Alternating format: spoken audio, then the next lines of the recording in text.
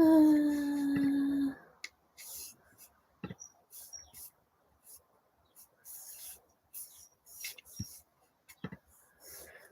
everyone.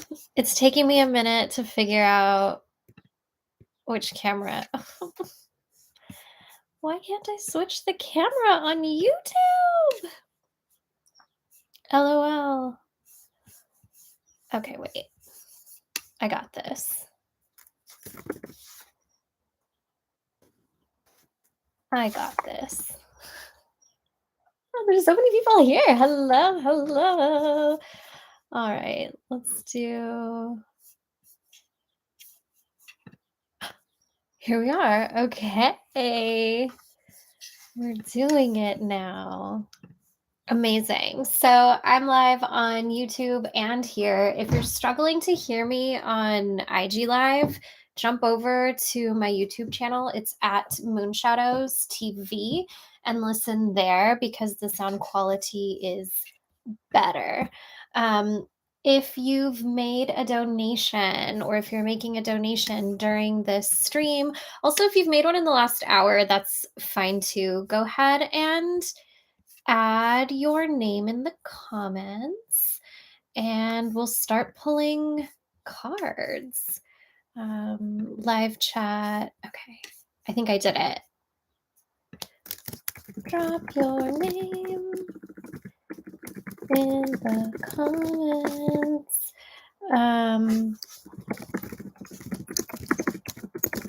This is so fun using more than one device. LOL. Okay, and I'm going to add here too if you'd like reading.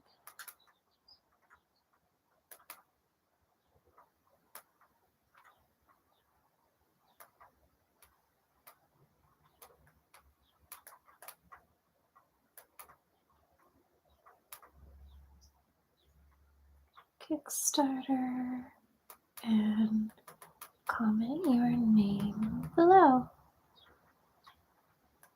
Post. Cool. Pin comment. Yes, we're doing this. We're winning. All right. Brandy, let's get started. So my gifts seem to be intermittent, switching on and off throughout my life. How can I cultivate my abilities into maturity and turn them on for good? I don't actually need cards to answer this question. I have a few like practical things to share with you, but let's pull two. Is this? Yes. Okay. 1, 2.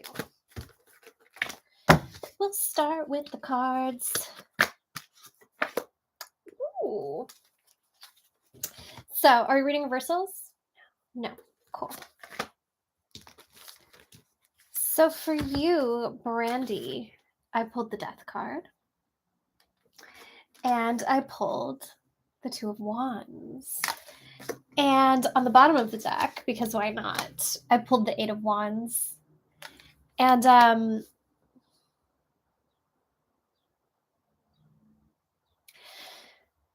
the message that the Death card is offering you today is that we go through many cycles with our spiritual gifts and our abilities.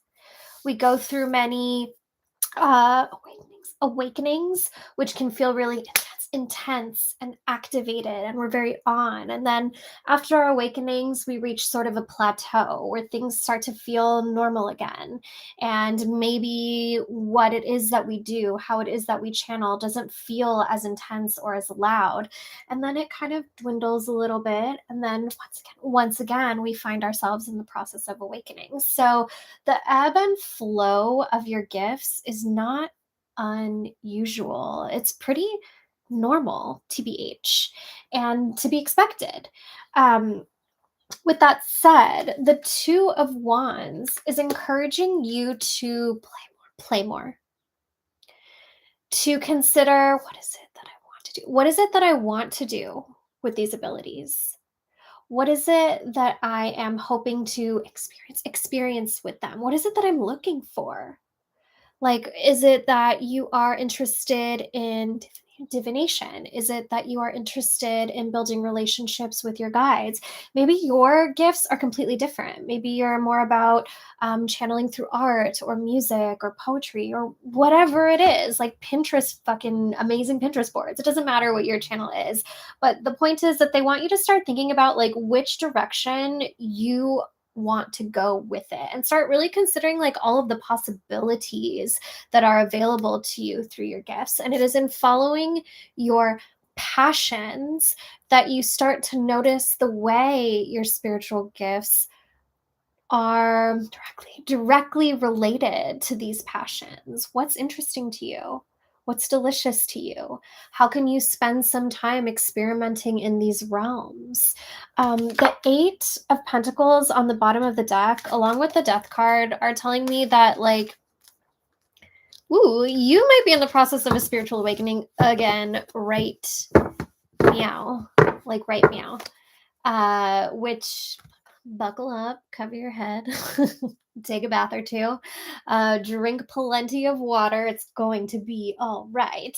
But it wouldn't surprise me if like the reason it's on your mind is because it's in the process of getting super active once again. So I encourage you to listen to what they said about like exploring passion and exploring play, because I find that is in these spaces, especially if we're activating our imagination, that it begins to occur to us like what our gifts are for.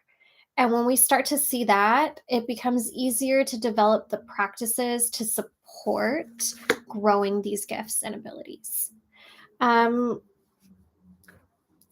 keep saying also like typing. They said you're a writer, a storyteller. And I think that investigating this a little bit more is a good place to start. All right. Thank you so much, Brandy. Okay, I'm going to check the YouTube stream really quickly. Hi, everyone. Okay. Let's see. Hi, Rosalva. Yvonne. All right, Yvonne. Sure. Let's see. Let me reply really quickly.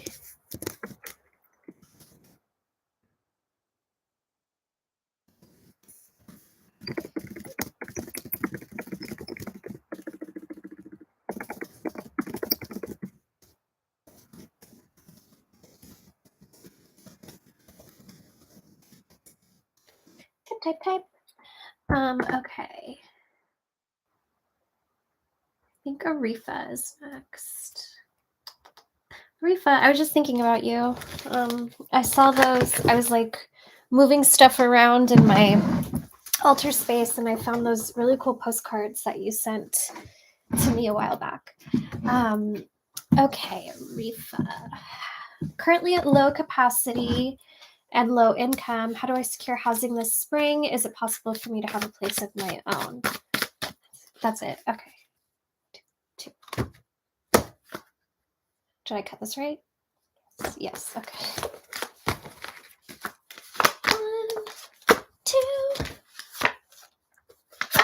Are we reading reversals? Yes. All right. So for you, I pulled the Knight of Pentacles reversed, the Two of Swords reversed, and at the bottom of the deck, we have the Seven of Wands reversed. Okay. Like, we all know that the systems are stacked against folks, working class people, marginalized people, disabled people, trans and queer folks, and like the more intersections of your marginalization, the harder it is. So I just want to like acknowledge that like that is a part of it, right? But all of these reversals and just like this feeling, this awareness, this knowing that my guide, can I say your name? Yes, Felicita is offering to me, is that it feels like you've got some stuff on you. What is that? Kind of like some bad luck. Some mal de ojo. Before you can even begin. They're like, before you can even begin, like rebuilding. We need to remove all this stuff that's sticking on you. And it looks like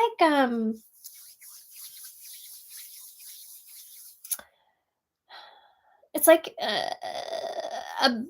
do you remember those like sticky hand things you used to get for like 1 or 2 tickets at Shakey's? And if you put it on the floor or if you stick it on the wall too much, it would get like covered in assorted lint and hairs and things, and it got kind of gross on the outside. Like that's kind of how it looks just outside of your body. Like there's all of these little sticky lint like clouding you and kind of like stopping you and also making you really exhausted. And that's not to say that like there aren't things happening in your like quote unquote mundane life that aren't making you tired too, right? Like existence in late stage capitalism is tiring. But this is not helping, whatever this is. What's the remedy? Washing. Okay. So they're encouraging you to take a spiritual bath or a shower. TBH, I think like a baño blanco would be really, really helpful for you. It's like a good, hard reset. And if you need instructions for how to make that, send me an email and I will send you the instructions. But I think you need that hard reset. I think you need that hard reset. And like I wouldn't even do the like lounging in the bathtub situation. Like cold milk, flowers, roux, whatever you've got in the pot, and pour it straight over your head.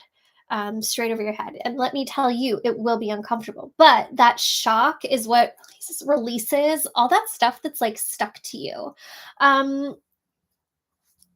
They're also saying like, what is that?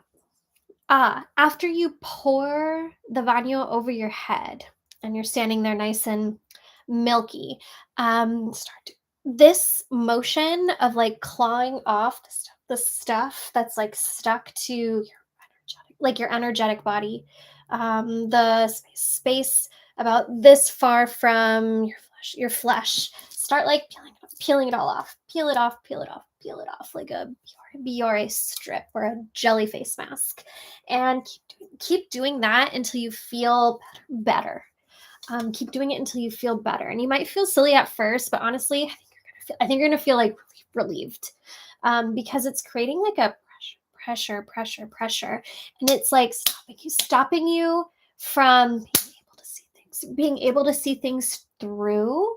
More importantly, it's stopping good things from being able to get to you. So this is important first step, because it doesn't matter what practical or magical moves you take if this type of thing is going to continue to obstruct your success with all of those actions. They said this is also going to help with your energy levels as well. Like whoever sent this to you, it's the type of thing where they're like from a straw, just kind of like sucking your energy and not even keeping it for themselves. They're showing them like almost like the caterpillar from Alice in Wonderland, like sucking it from you and blowing it out. And that's kind of like more infuriating to me personally. Like if you're going to leech off of my magic and my energy, at least like use it for yourself and do something with it. But if you're just going to spit it out, like that's fucking rude and waste all of our time. I also think it might be helpful to like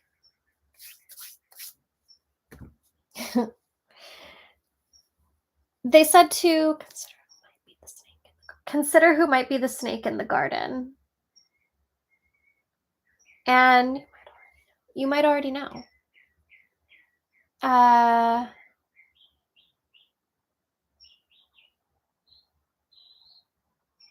They said once you do the bath, make sure you sleep in white if you can. They said a home that's just for you is on the horizon, but may not be the immediate next step. They're like, be patient with yourself, and be patient with us, so we conspire to make that possible. As we conspire to make that possible for you. They're like, we love you, and we have not left you. They said, take the bath. Okay, drink water. Okay, I will drink water. All right.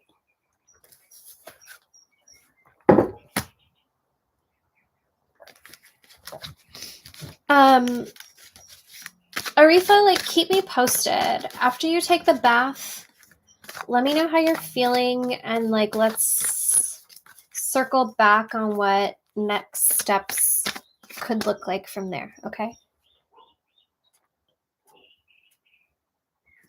All right. Zoe, you're up. Zoe, do you have a question? Or would you like me to just pull 2 cards for you?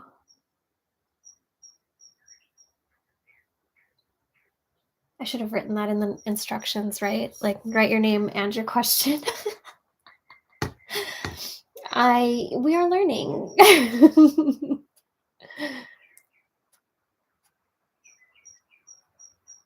Okay.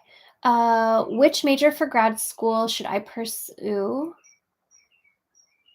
that is most aligned with myself and my career? Creative producing or wig and makeup? Oh, those both sound really fun. What will they say? Okay, one for creative producing and one for wig and makeup. That's it. Okay. Yes. Okay. I don't know what's going to come out. I'm really excited.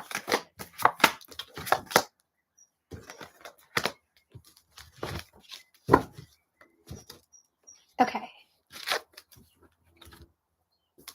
So, this is really interesting. I pulled 2 twos.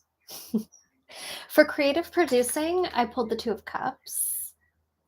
And for wig and makeup, I pulled the 2 of Pentacles. And start with the 2 of Peas. You want me to start with the 2 of Peas? Okay, for wig and makeup, it feels like this is going to be exciting.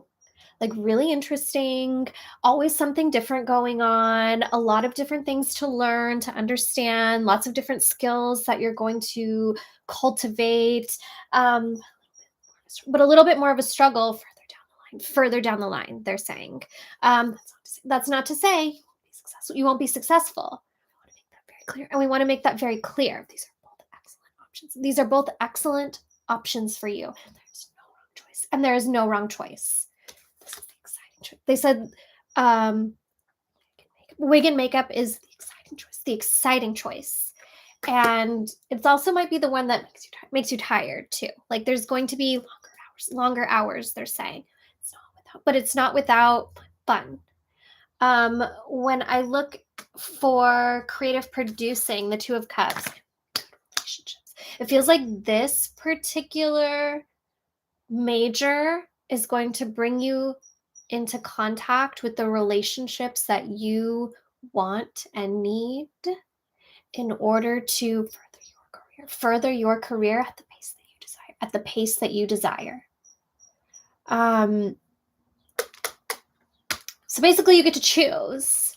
Like, do you want variety or do you want good networking? And there's no wrong choice. And they're like, you're going to be great no matter what. Great. They keep saying it over and over again. You're going to be great no matter what. How do you want to say that?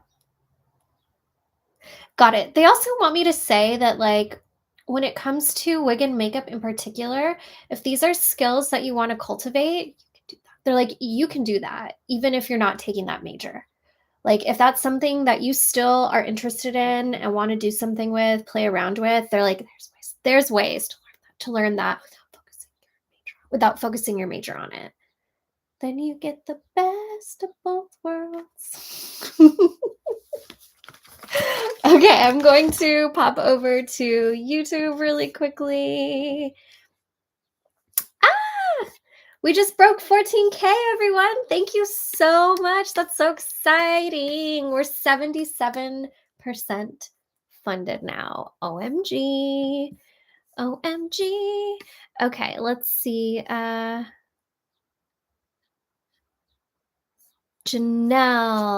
All right, Janelle. Janelle, go ahead and drop your question in the comments, please.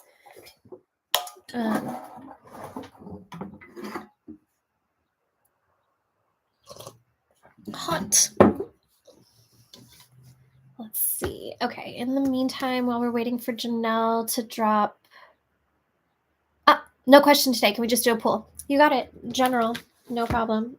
My little head covering is slipping and sliding. Okay. Ooh, is that it? Or keep shuffling? Keep shuffling. Okay. That's it. Okay.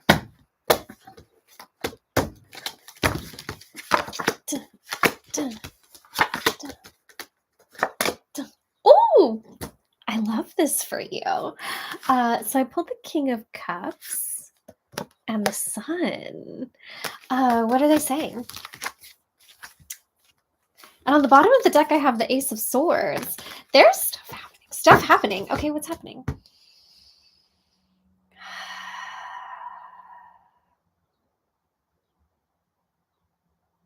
There's two guides in your court who would like to introduce themselves to you tonight. One comes through the King of Cups. I wouldn't call him an elder, but a mature masculine figure.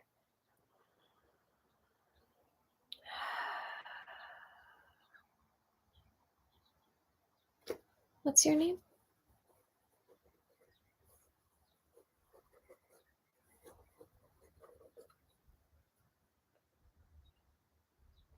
Roger.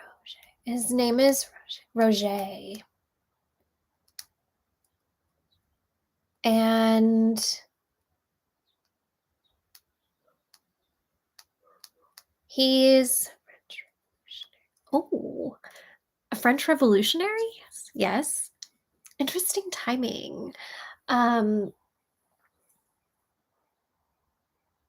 He's a poet, a writer of songs as well.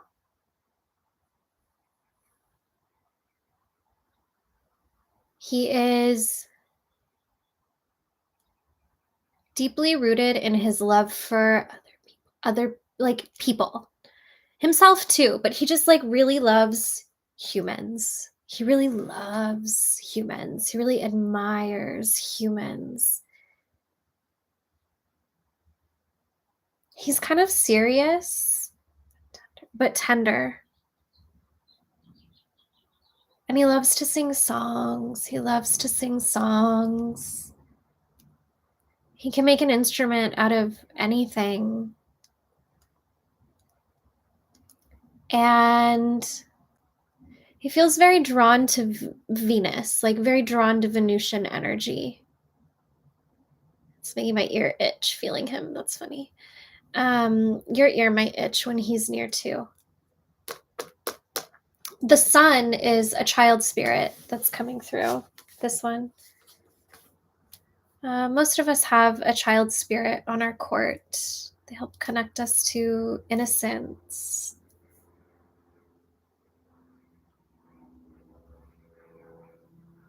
Their name is James.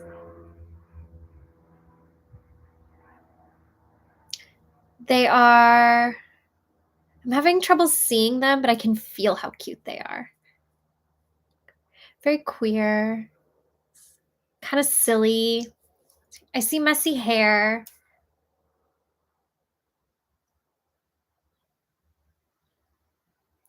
They're dressed like the 60s. And they have lots of freckles on their nose.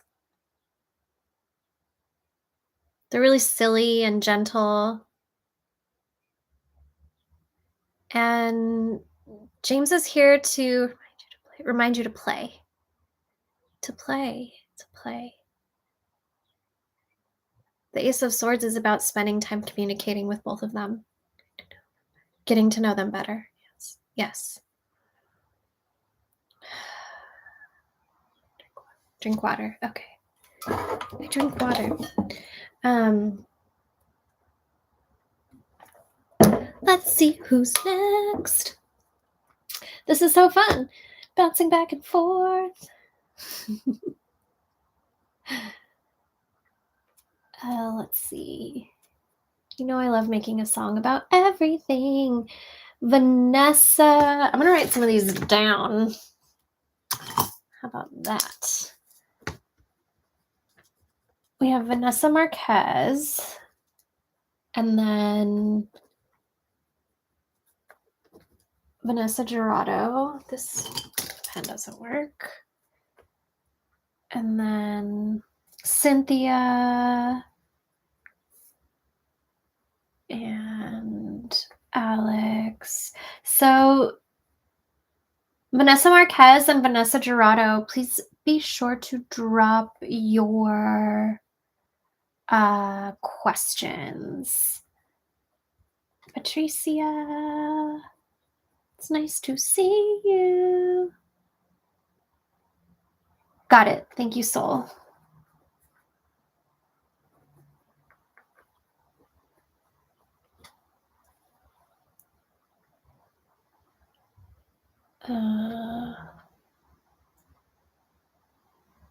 Tina. Okay. And then I'm going to write down. Ah, there we go. Vanessa's question. Now that I just moved and I'm looking, now that I've just moved, I'm new to this place. How's my spiritual path looking? Okay. You guys are cheeky. Is this the right? Yes. Yes. Okay. They're like, how do you want it to look? 1, 2. Are we reading reversals? Yes. Okay. So for you, I pulled the Empress reversed and the 3 of Cups. And what they're telling me is, I don't know if you've put your altar up yet, but if you haven't, now would be a good time to do that.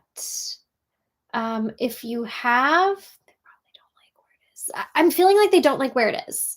Wherever your sacred space is, they don't like where it is, whether it's against a certain wall or it's like still in a box or still like conceptual in your head and hasn't been like birthed into physical existence yet. That's what the Empress reverse is telling me. Like wherever it is not where your spirits would desire for it to be, and they're like uncomfortable. They're like, why are we here? The 3 of Cups is telling me that like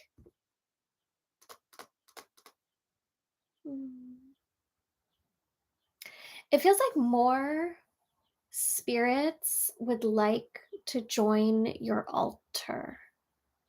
More spirits would like to join your altar. If you work with the Bovida, you may want to consider adding more glasses. If not, then I would consider, whatever makes sense for you and your tradition, your spiritual path, like however it is that you make space for more spirits to be present and served in your shrines, in your sacred spaces. It feels like more and more spirits are going to start visiting you, TBH. And not all of them are passing through. Some of them are passing through, but not all of them. A lot of them are here to be with you, to be of assistance to you. At the bottom of the deck, I pulled the Devil reversed, which is telling us that like we're moving into a new cycle and a better one.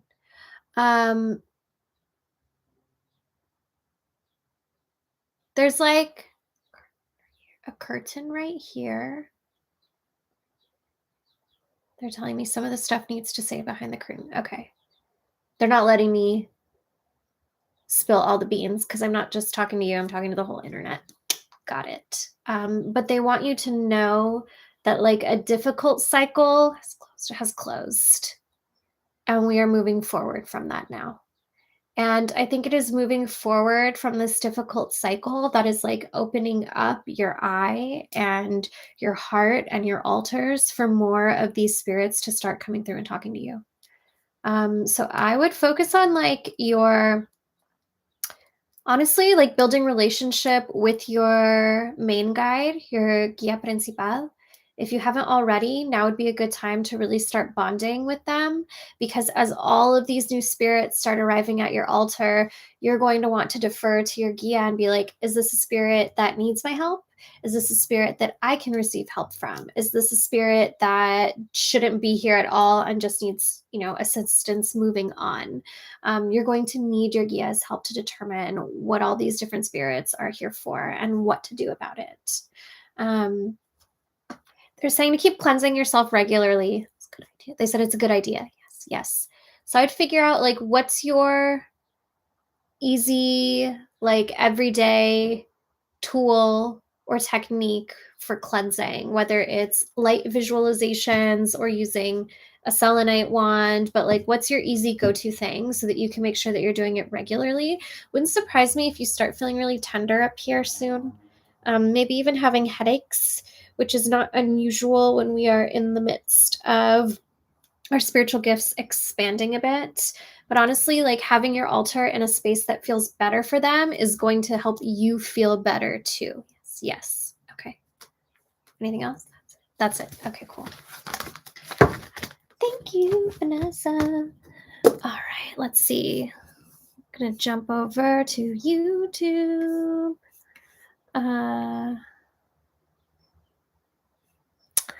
Thank you, Anika, for putting the rules in the chat. Amazing.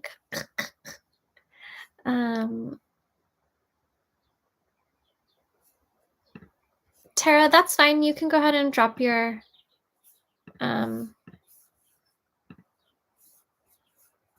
question in the chat. I'm going to pin Yanika's message. Okay. Wendy, my question is, why have things been so difficult since we moved to New Mexico? Like immediately they're like, you need to cleanse. I see the difficulty.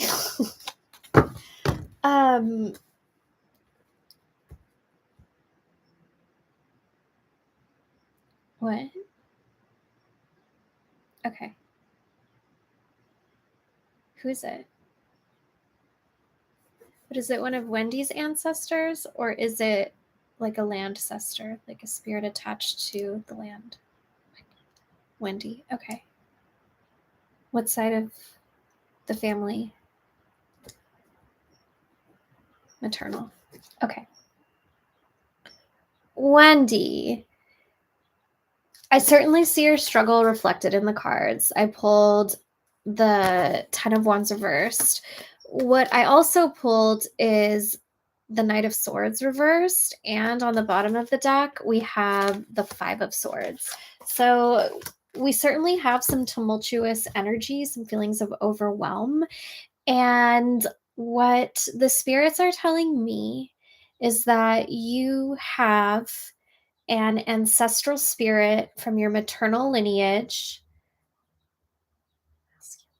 masculine presenting, young, died too young, was a lot of like anger, like a lot of anger, like not well, and he's disruptive. And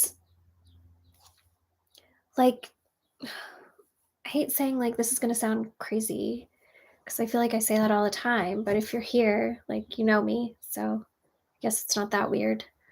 I feel like he moves stuff in your house. I feel like stuff gets thrown around. Maybe you hear sounds sometimes. He's very jealous. He's very jealous. And he's very judgmental, critical. And honestly, I don't think he likes women. And like you and your adult baby, because they're always our babies, right? Are like fucking cool women, like doing shit, doing whatever you want to do, living wherever you want to live, like being happy together. And I think it like grinds his fucking gears. Can we get a name? No. No. So what I encourage you to do, and honestly, like ask, I'm not going to say your kid's name on live, but ask your kiddo to help you to do an ancestral elevation for this ancestor so that they move on. It's going to take 3 days. They said only 3 days, which is shocking. I was going to say 9. But it feels like, sometimes when spirits know they're on the way out, that's when they get like extra like grumpy and like try to dig their claws in deeper and like shit goes extra weird. So he's probably like, even though he's throwing temper tantrums about it, he knows he's ready to transition on and have either you or your kiddo can email me and I will send y'all instructions on how to perform elevation. I think you might both be in Moon Shadows and you can look it up there. But if you need help, let me know. Because this spirit is going to just like keep being a pain in your ass. Like the calamities is the word that I keep hearing, calamities. They're going to keep happening. And it wouldn't matter if you moved to like fucking Mars. Because for whatever reason, he's decided to pick on you. Because he's just not very nice. And you know what? Like there's nothing to be ashamed of. Like we all have a few shitty ancestors, sometimes a few more, and that's okay.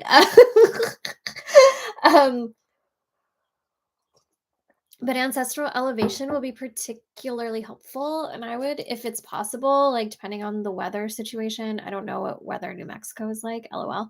But I would try to have the windows open while you do it to just let the energies out of the space. Also, when you've completed the elevation, I recommended this to someone just the other day, but it feels like it would work well for you too. I would do like an old school coconut cleansing of your home once you complete the elevation, and you need a fresh coconut, and you're going to cover it in cascarilla until it's completely white, and then you're going to roll it through your house from the front door all the way around all the rooms, then all the way back again out the front door, and you're going to dispose of it somewhere away from where you live. You don't want to keep that in your space. And if you need help with that, just reach out to me and I can send you instructions for that as well. Okay. I'm sorry you've been dealing with that. Yeah. Because I know New Mexico was exciting. It was a good move. It wouldn't have mattered if you stayed. This particular spirit is just like restless. Okay. Let's jump back over here. Okay, Victoria, let me add you to the list. I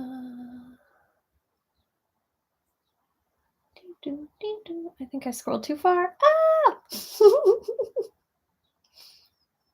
Just a reminder, along with your name, please add your question. Okay. Have Tina.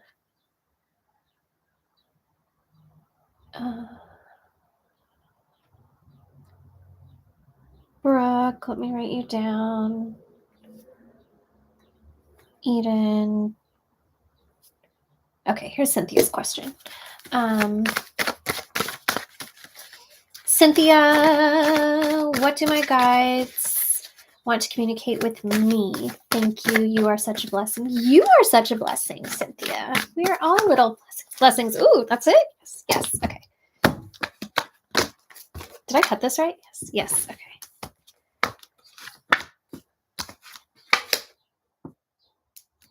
Am I reading reversals? Yes. Yes. Okay. Excuse me. So I pulled for you the Ten of Cups reversed and the Six of Pentacles. I'm so sorry. I have the hiccups. I didn't even drink a carbonated beverage. It's because I'm talking a lot. So the Ten of Cups is telling me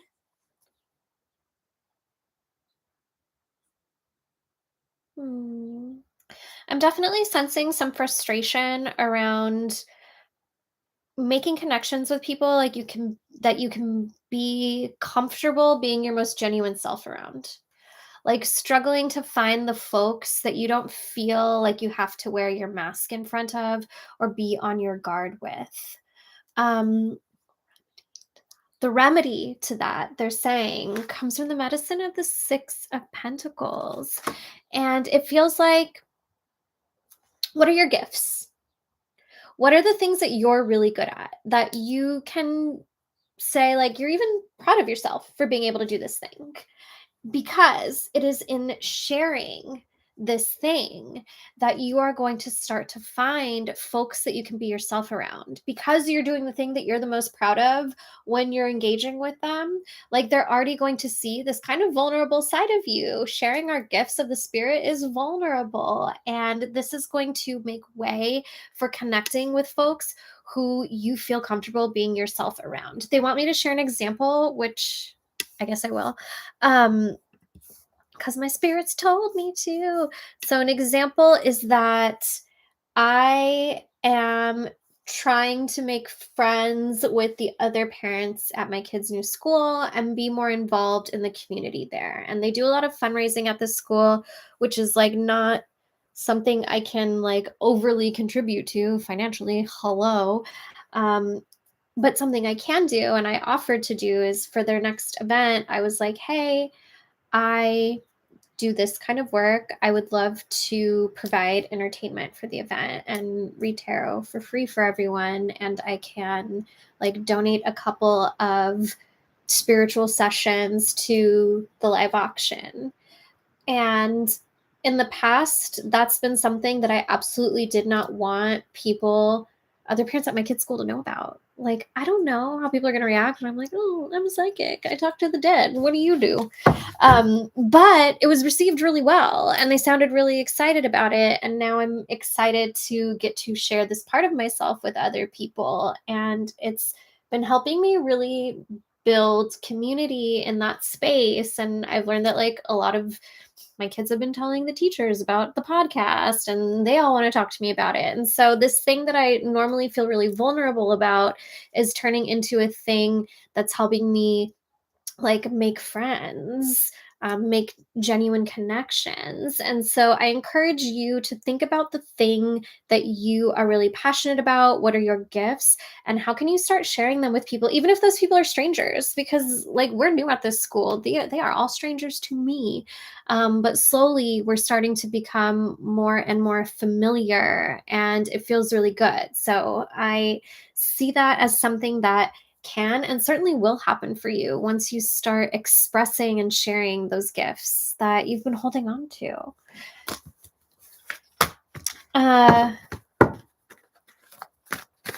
What else? That's it. Okay. Let's see. I'm going to jump back over on this side.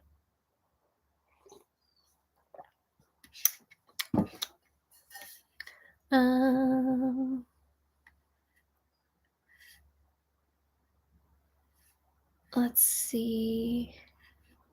Let me write some more people down. Tara. I already got to Wendy. I did Janelle. Tara just wants a general pull. Okay, you got it. You're welcome, Wendy. Why is this thing just not doing what it's supposed to be doing? It's curling, it's twisting. I can see it from two angles, so it's driving me nuts. All right, Tara, a general pull. That's it. Okay.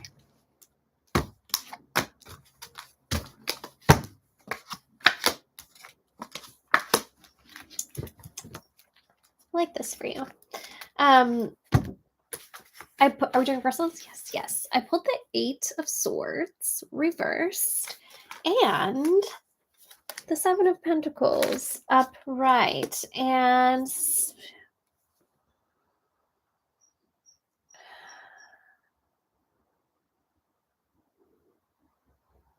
the feeling of being restricted, stuck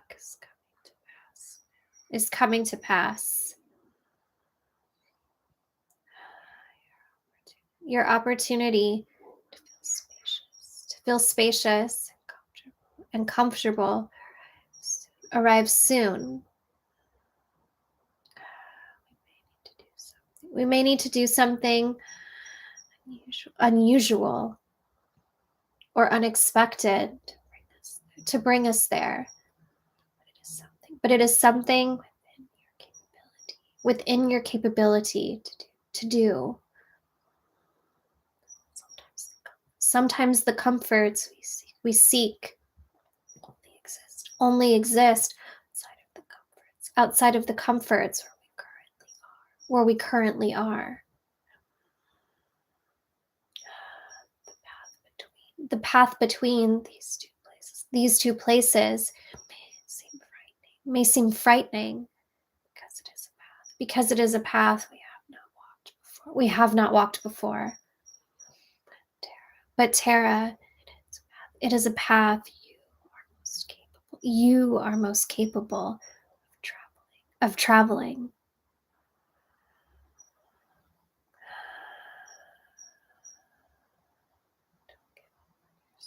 Don't give up on yourself. There are blessings for you in this life. And a part of you already knows where to look for them. So look.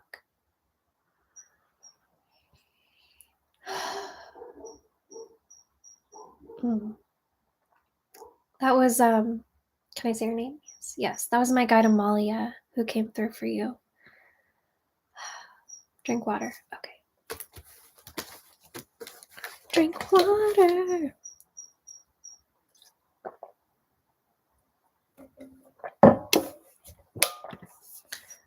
Drink water. Okay. Jump back on this side. All right, we got Cynthia. Oh my gosh, this incense smells so good. Extremely good. Ani, hi. Thank you for being here.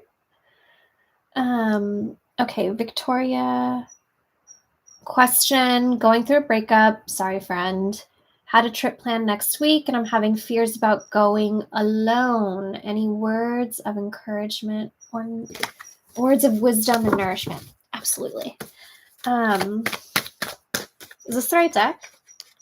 Yes. Okay. That's it. Okay. Am I cutting this right? Yes. Okay.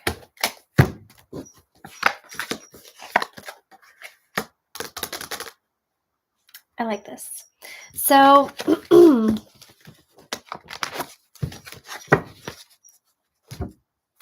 I pulled the 4 of Cups reversed and the Hanged One reversed. And both of these cards are a period of stillness.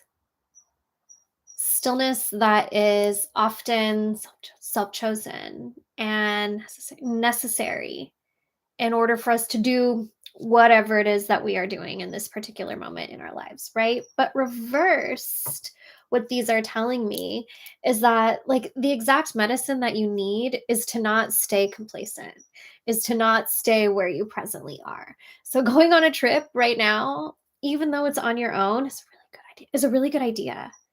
And of course, like as a femme traveling by yourself, take all the necessary precautions. Yes, but also have some fun. Have fun exploring with yourself.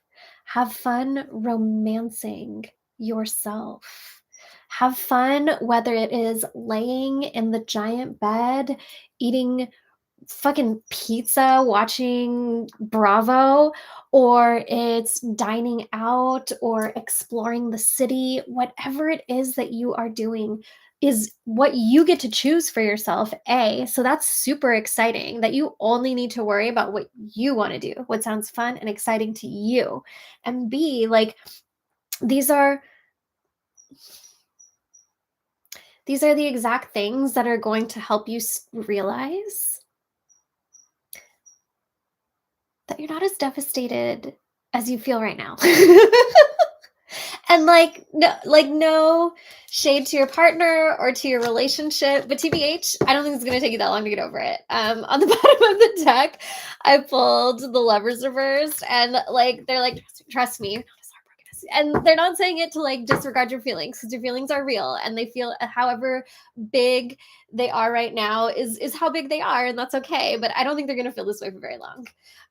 Honestly, I feel like this trip is going to be a little bit transformative for you, and you're going to be like, oh fuck, like I'm great to be around, is the energy that I'm getting from you going out on this excursion on your own. And in that realization, you're going to also be like, wait, if I enjoy my own company, then like all these little things that kind of hurt my feelings or made me feel like I wasn't enough, I'm realizing those parts of me are actually a fucking pleasure. And I want somebody who feels that way too about me. And like, have fun. Like, your spirits keep emphasizing have fun, have fun, have fun, have fun. This is your time. This is your trip. Do whatever you want to do. And really like dive into the pleasure of it all, from stretching out across in the like middle of the fucking bed, like that is pleasure to me. Or the pleasure of, I really love personally dining alone in a restaurant is so fun to me, because I have like supersonic psychic ears and I listen into what everybody's talking about, and I like try to guess if a couple is like new or what date they're on or how long they've been married, like I fucking love that shit. Why is there so much tension over there? Which of the waiters are fucking? Like, all of that stuff is so exciting to me. And like, find the bits of juicy pleasure in everything you do, from sightseeing to eating to sleeping, because it's there for you and it's just for you this time. And that's delicious. So have so much fun. I'm sorry about your breakup, but I'm happy for you, because I'm certain that this next adventure is going to be incredible. And I don't just mean the trip. Ooh, that was a fun one. Thank you, Victoria. Okay, I'm gonna jump over here.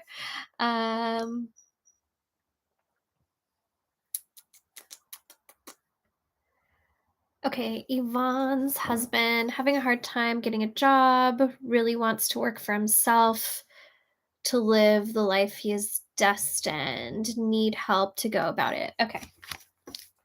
Let's see what we can do, because that's kind of like a layered cue. But let's see what they say. Am I at the right spot? They want me to rephrase the question for them. Okay. Got it.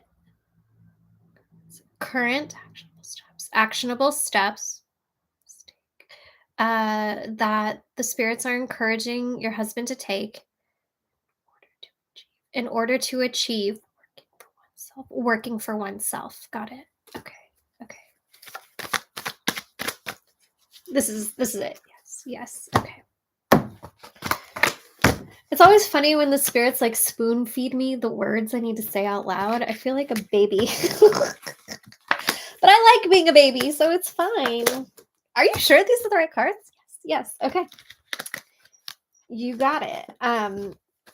That's so weird. I pulled these two cards already, but it also doesn't surprise me, because when I used to read at like pop-up markets and parties, I would get a lot of the same cards over and over and over again. And there's just something about everyone being at the same place at the same time that like is not a coincidence. Anyway, enough about me.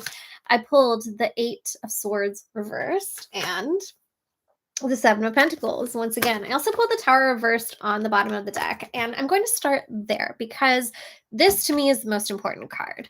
The Tower reversed is telling us, like, look, we are going through a difficult period, but we are on the transition out. This has been hard, but it is not going to be this hard forever, even though it might feel that way right now. Oh my God, my phone is not charging. It's gonna die. Hold on.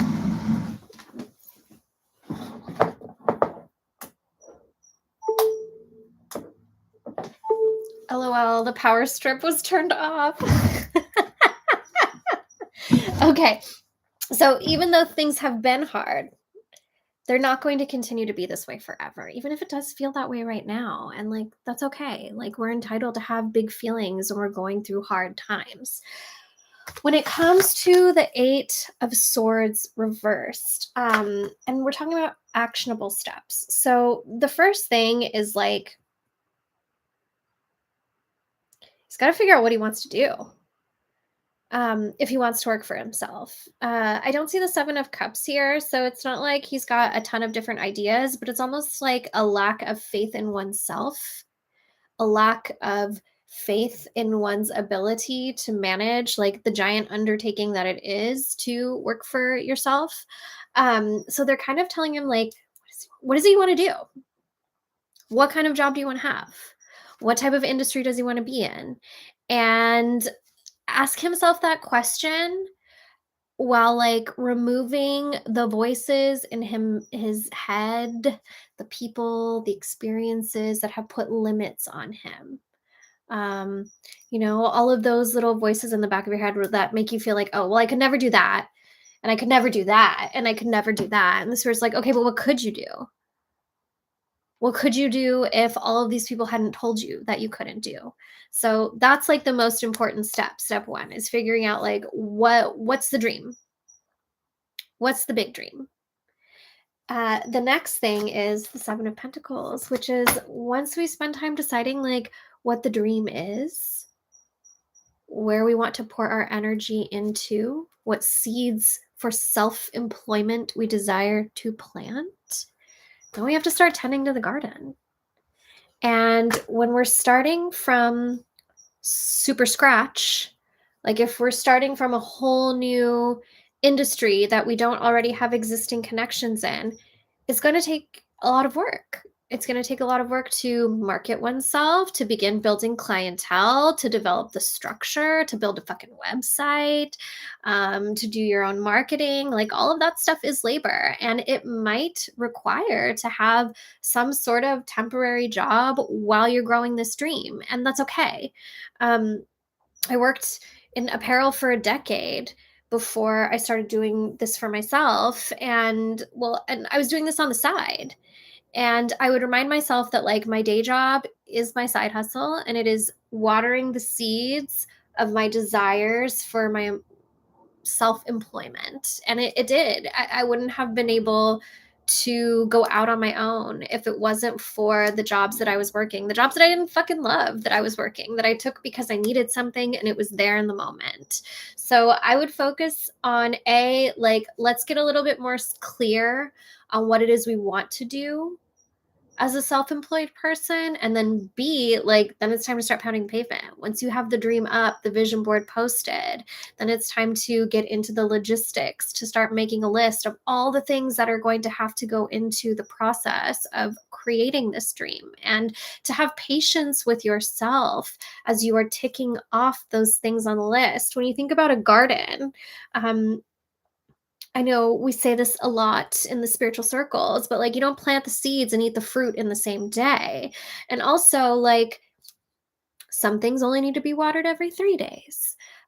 Some things have to be pruned. Some things require a couple of seasons before you start seeing blooms or fruit on them.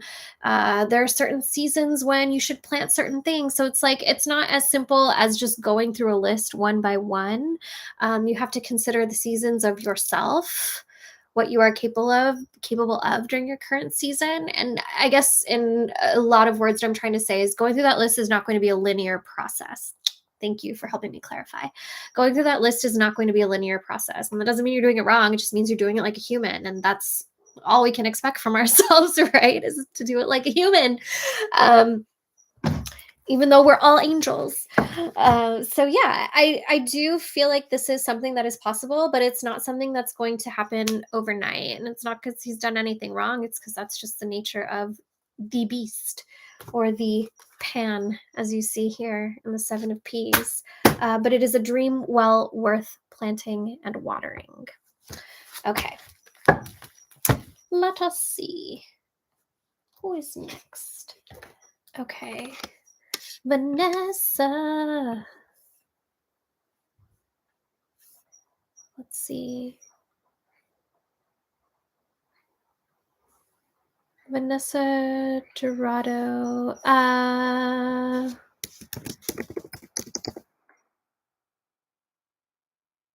See Vanessa Marquez.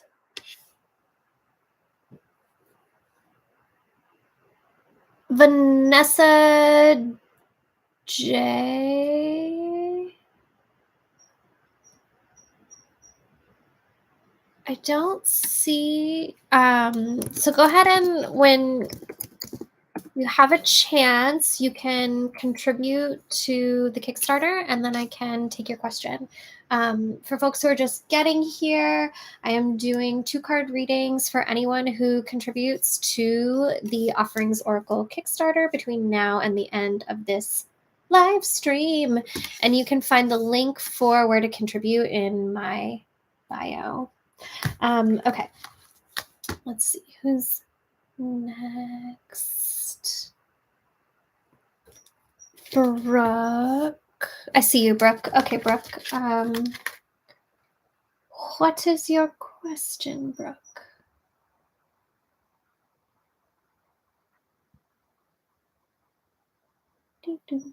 Verilyn, I see you.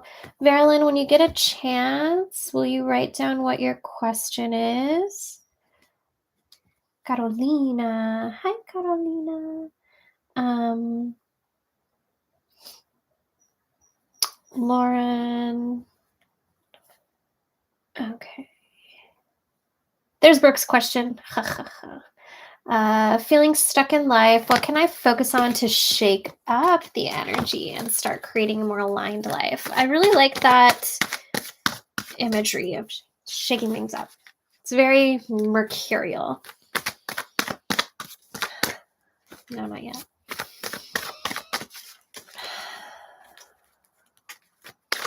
Is this the right deck? Yes. Yes. Are these the right cards? Not yet. Okay. Brooke, do me a favor. Take a big deep breath.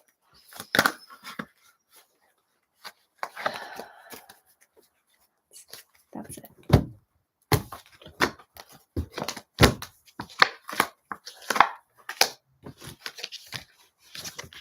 Am I reading reversals? No. Okay. Brooke, 2 of my favorite cards came through for you. The Empress and the Queen of Wands. And my advice to you, my friend, from these 2 incredible high femme figures is to start engaging in more pleasure play, to start experiencing the pleasures and sensuality of existence, of being in a human body instead of any other way that you could have been born. Something that this is making me recall is that if you read the Bible like I did in Catholic school, even the angels were envious of humankind because we were so beautiful and because our flesh allowed us to experience pleasure. Like that is part of our birthright, to experience pleasure. It is part of our design to experience pleasure. And pleasure doesn't have to be about sex, but it can be if that's what it is for you. Pleasure can be the juice of ripe fruit dribbling down your chin as you take a bite. Pleasure can be the fluffy part inside of a warm, crusty piece of bread. Pleasure can be the most perfect cup of coffee in the morning. Pleasure can be listening to the birds and feeling the sun on your face. Or maybe for you, it's like feeling the rain on your hair, on your flesh. Pleasure could be a freshly washed set of sheets on the bed, fresh pillows, and like curling up under it and like smelling that fresh laundry smell. Pleasure can be spending time in the company of people who make you feel fucking good about yourself. Pleasure can come through friendships and through romance. Pleasure can come through smelling the fresh air outside, sitting outside at a coffee shop and watching all of the people walk by. And for some reason, I keep getting this flash of this one coffee shop in San Francisco I used to go to. Oh God, I wish I could remember the name of it. When I was a road rep, I used to go to the same shop. Fuck, what was it called? Anyway, I'm seeing also lots of yellow. I'm also seeing bicycles. So if bicycle riding is pleasurable to you, you should do that. It is not pleasurable to me. But but that's okay. We all have different things. Whatever it is that is exciting and delicious and pleasurable to you, the way you decorate your body, the way you decorate your space, all of these are ways to engage with pleasure. If you're into some sort of art modality, like get into that, painting, drawing, writing, sculpting, making fucking figures out of paper clips. I don't know what does it for you. You know what does it for you. And if you don't know what does it for you, now is the time that you start to experiment and explore these things and really like wallpaper your life with your pleasures is what the spirits are encouraging you to do. So have fun shaking it up. I'm very excited for you. Let me know how it goes. Let's jump back over to YouTube. Jenny Rose. I appreciate everyone's patience. I know this is not like a flawless system. Flawless victory. Does anyone else play Mortal Kombat? Let's see. Oh, I see you, Vanessa. Vanessa J. Okay. Jenny Rose.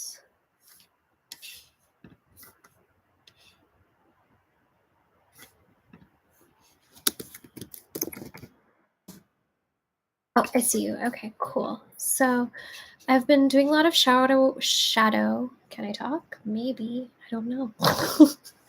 I've been doing a lot of shadow work and therapy over the last year and a half. Feeling the weight of breaking traumatic cycles in my family and wondering what next steps should be. Okay, I should be wearing my glasses. First of all, congratulations, because it's hard work. So take a moment to like give yourself a little pat on the back for like doing the thing that lots of people will never do.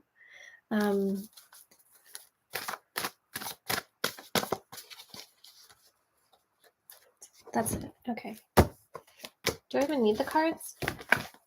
No. Yeah, that's what I figured. No. Okay. Hiccups. So for you, Jenny Rose, I pulled the Queen of Cups. Excuse me with the hiccups. And like, why is that happening? And the Four of Pentacles. So the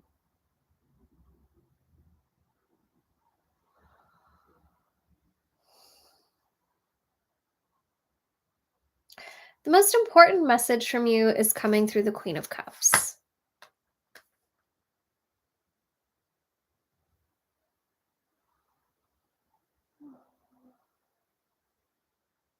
Which part do you want me to say first?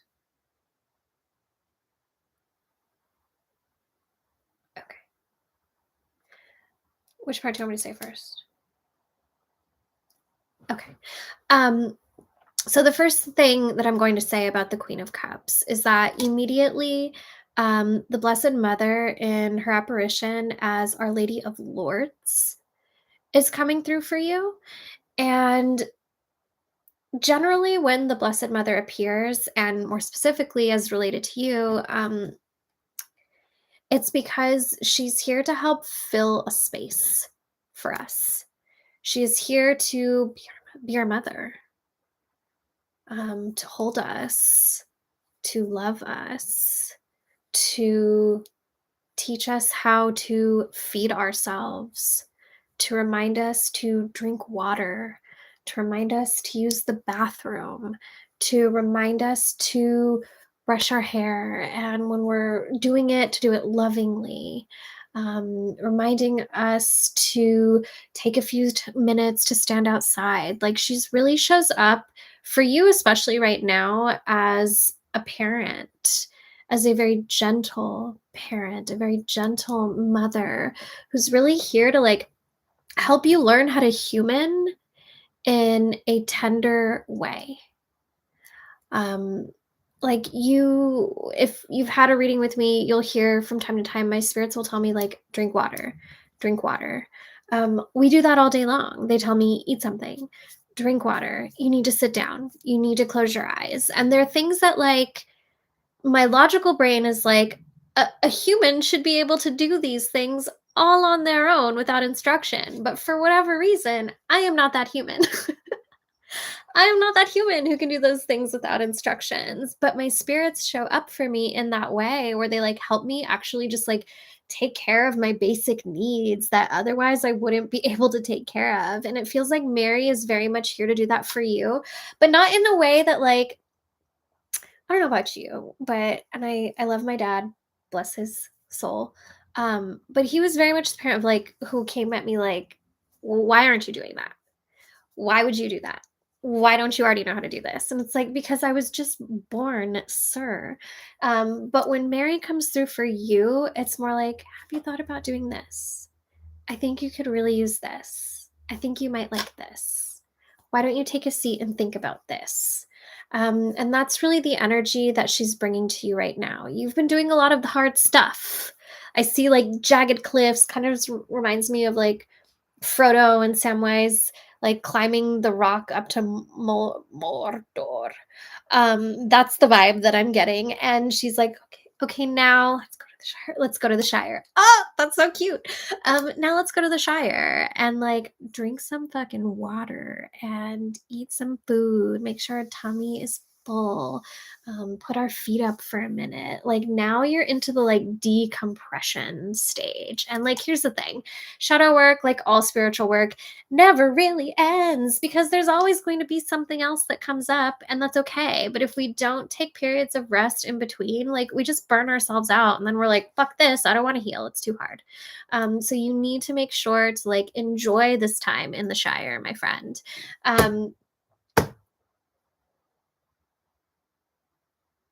I also feel that you have a family member who demands too much of you.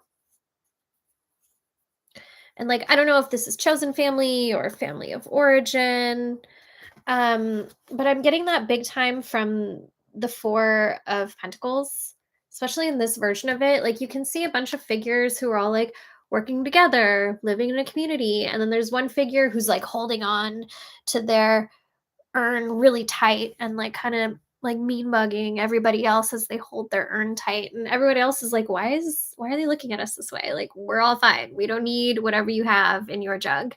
But it feels like somebody's almost like jealous of you, and it comes out in like strange ways.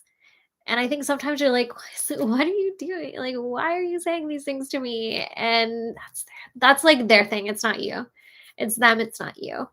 um I would just be sure to like engage in your spiritual protection practices and grounding practices before you engage with this person. That's it. Okay, cool. Enjoy the Shire. Um, who's next? So many people are here. Hello, my friends.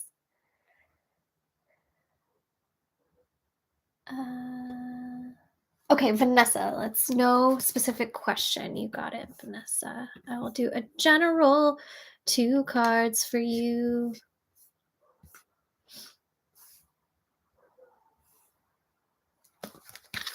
Ooh.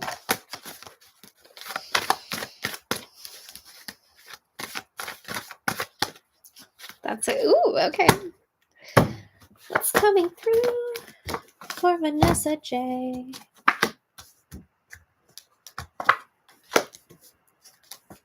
Are we reading reversals? No. Okay. Beep boop. All right. So for you, Vanessa J, I pulled the Ten of Swords and the Queen of Pentacles. And on the bottom of the deck, we have the Sun, which we love. Also, I think it's really interesting that in all 3 of these cards, the Sun is playing an important role. And, you know, in this one, it's pretty obvious, right? Sunny side up.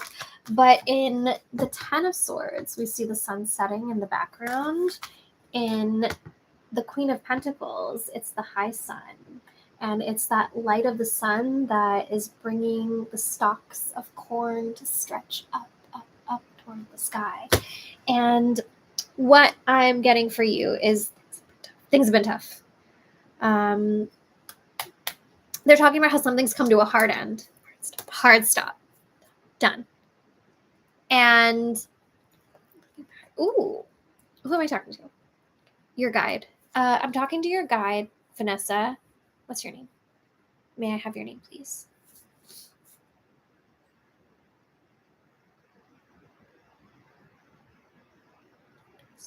Patricia. Yes. Okay. This is your guide, Patricia. And she's kind of stern. She's like, no going back. No U-turns. No driving around the block just to see. No, we're done.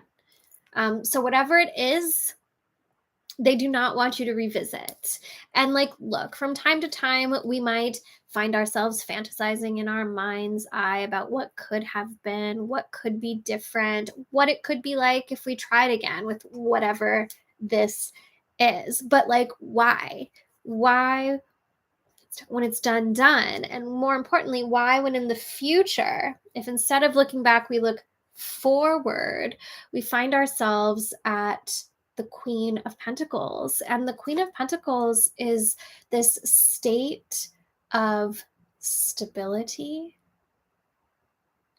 of feeling really certain in who you are meant to be, not feeling afraid about where you're going to live, who it is you're in community with, what it is you're responsible to, but instead feeling a sense of pride and purpose and integrity and appreciation for yourself and for the world around you and the people that have come to participate in the world that is around you. This is about the certainty of self and feeling the warmth that has always existed in your heart, really reflecting back to you in the world around you. And waking up in the morning and knowing like, I'm supposed to be here. I'm supposed to be here. And that feels really fucking good. I know that my participation in this chapter of my life, I know it matters.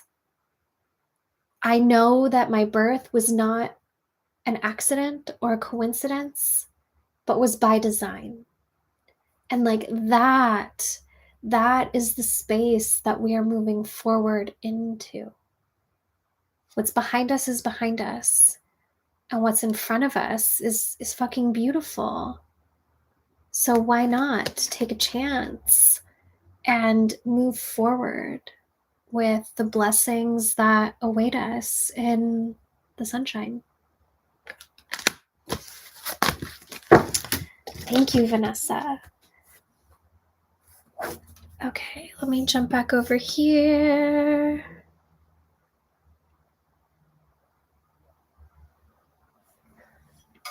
All right. Lauren, you're up. I did have you written down on the other side, but I will talk to this camera instead. I feel like, you know, when you would watch like kids sitcoms on the Disney Channel and they would break the fourth wall. I feel like this is breaking the fourth wall over here, and this is the show. That's it. Okay.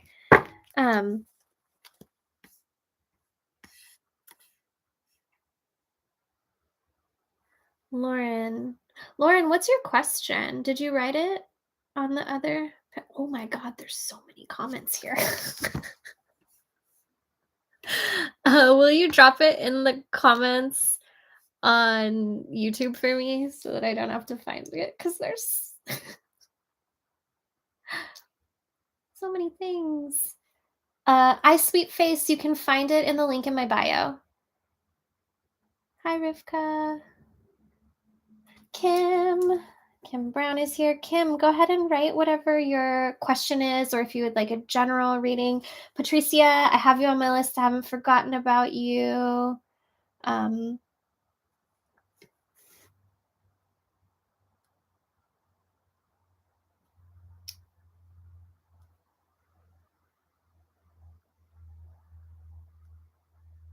just want to make sure I didn't skip anyone. Carolina, I have you on the list. Okay. Oh, I see yours, Lauren. Okay. Are you on the right track for creating a peaceful life? Yeah.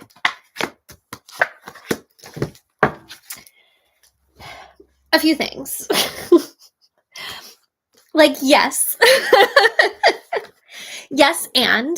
So I pulled the 6 of Pentacles, and I pulled the 4 of Wands, which is a life worth celebrating, for sure, or choice or chance that you've taken that is worth celebrating. So that's great. Also on the bottom of the deck, I have the Lovers, which doesn't feel so much about romance, but it does feel like the bliss that is experienced when we finally are able to like love on and integrate all the parts of ourselves. The bliss that is experienced when we look in the mirror and we're like, yes, that's me, all of me, inside and out. Love them. What your spirits want me to say is that there's no single right path. There's no single right path. There's no single right path to cultivating more peace in your life. There are infinite choices in front of us, and each choice presents a new opportunity to bring us closer to what it is that we desire. And you have been making good choices. You've been making really good choices. They said, especially over the last 18 months, which is great. That's a long time. Good job. But it feels like you've really been prioritizing like what you know you need in life and making your choices accordingly. And the spirits want to continue to encourage you to like do what you've been doing. Whatever voice within yourself you've been listening to over this last 18 months that has been inspiring you to make decisions that feel fucking good and right for you, keep listening. Keep doing the things that you're doing, because you are, they said, creating the joy that you seek. You are creating the joy that you seek. And while things are not picture perfect in the moment, I don't know that life ever is totally picture perfect, because even in a quote unquote perfect world where we don't have to pay rent or pay bills to survive and we all get to live in a gift economy and everybody helps everybody, like there's still loss, there's still suffering, people are still going to break up, people are still going to die, accidents are still going to happen. Like suffering is kind of inescapable. And I don't mean that in like a dark and ominous way. It's like just even in a perfect world, you could break your leg or break up with your boo. Like it happens, right? So I don't know that life is ever going to be completely perfect because creation is not completely perfect. It's the imperfections that make it real, rather than a movie. um, but can life be beautiful for you? Absolutely. Absolutely, it can. I also feel like they want me to tell you to not be afraid to like ask for help when you need it. Don't be afraid to ask for help when you need it. And I kind of feel like somebody's supposed to be giving you money. I would look into that. I don't know if this is a family member. I don't know if this is like an inheritance of some sort, or maybe it's like filling out the right class action lawsuit thing that comes in the mail. I don't know. But I kind of feel like they're like, do you kind of feel like, or do you kind of know? I kind of know. Somebody's sending you money or supposed to be giving you money, but I feel like there's some sort of action you need to take in order to follow up on it to like make it happen. Like it's not just gonna show up for you. You've got to be the one that says like, hey, this is owed to me. Hey, I'm supposed to have this. And then you will. Ooh, you will. So go get it. I'm excited for you. Tell me how it goes.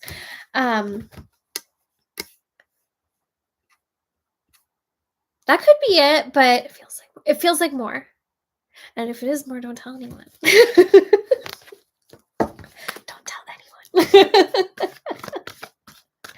Okay. Siobhan, I'm writing your name down here when I come back to the YouTube. Oh, and it's going to be a romance reading. Those are my favorite.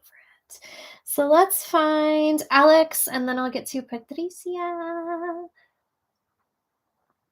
I know that Alex wrote their question. I just need to find it. Alex. Did I write Bria down? I'm writing Bria down now. Okay. I wrote Carolina. The fuck? I know Alex wrote a question.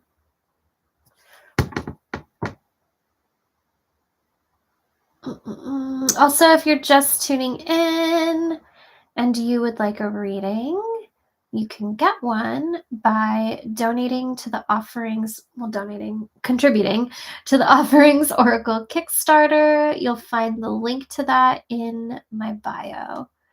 I know Alex wrote a question because I saw it. There has to be a better way to manage this. Okay. Guidance on what authentic responsibility, accountability, and honesty look like for me.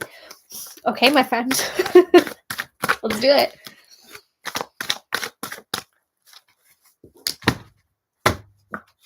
Okay, so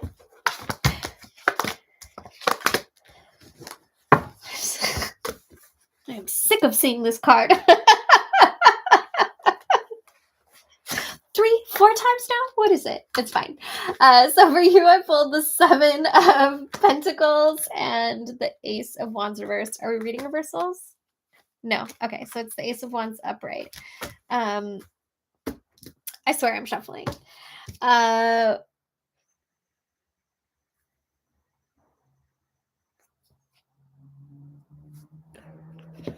So first things first. Before I even get to like what the cards are saying, they're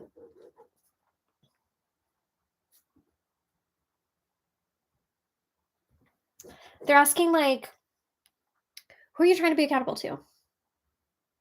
What are you trying to be accountable to? Honesty with yourself first is the most important thing. And being honest with others comes easier with time. With effort, with intention. I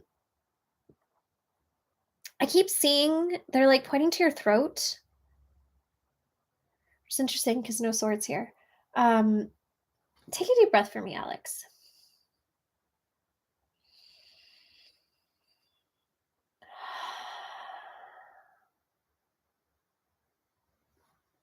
Good. Okay.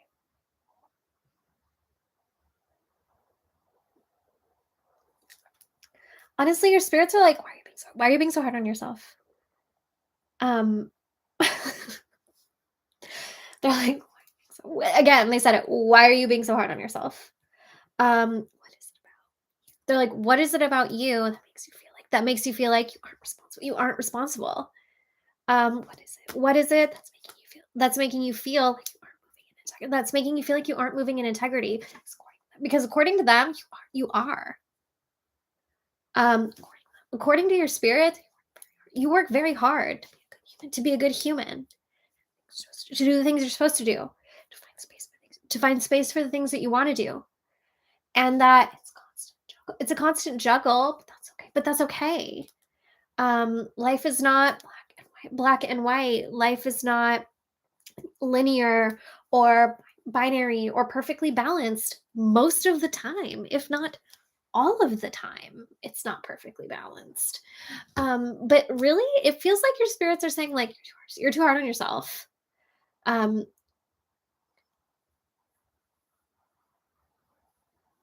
They're saying that, like, your version of discipline is going to look different than what you can find in a daily planner. And that's okay. That's okay. They're saying that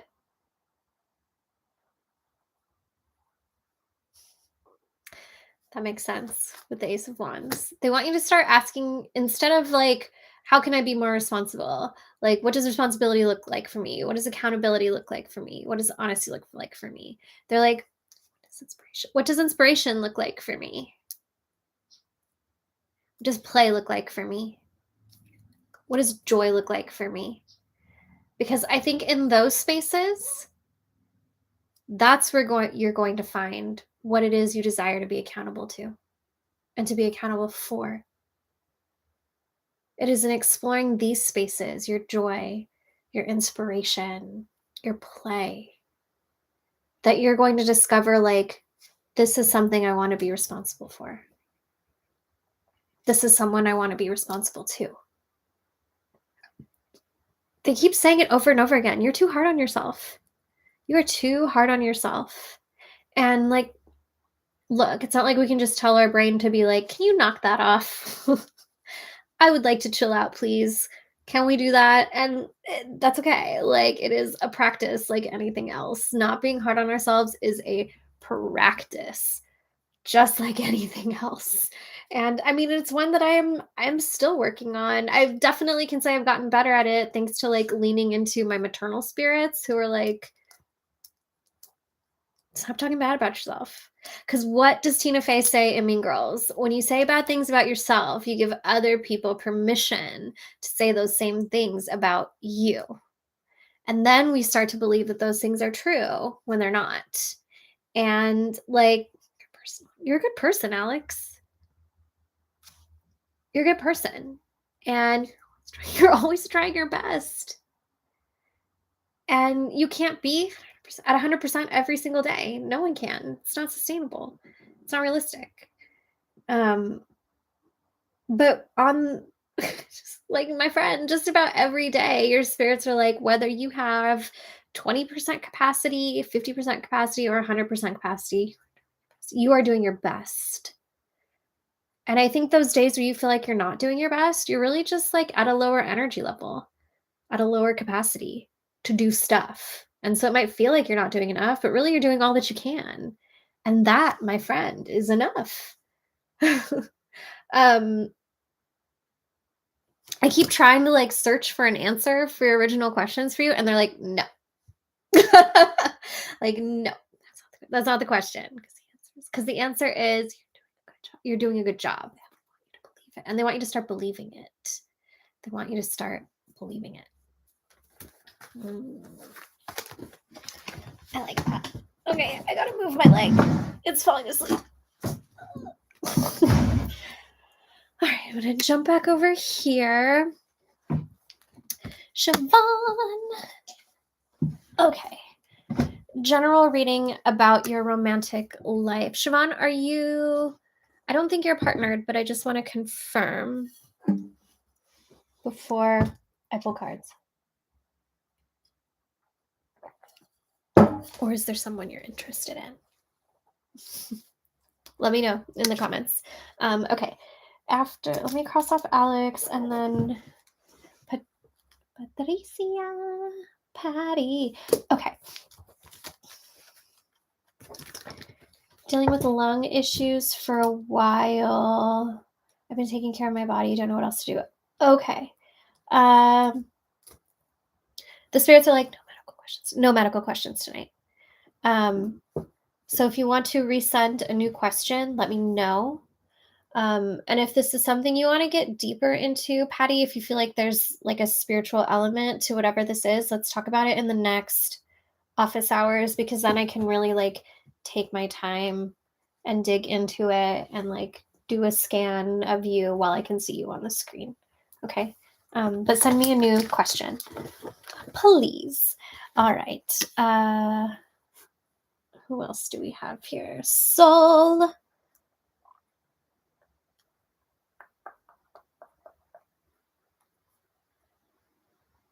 Christina, I'm adding you to my list. Christina.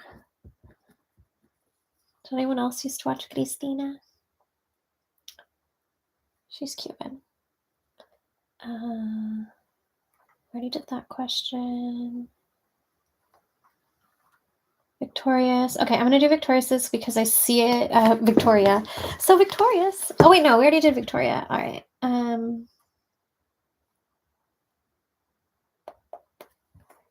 Edelyn. Did I write your name down?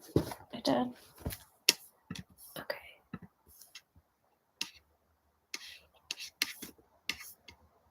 Dun, dun, dun.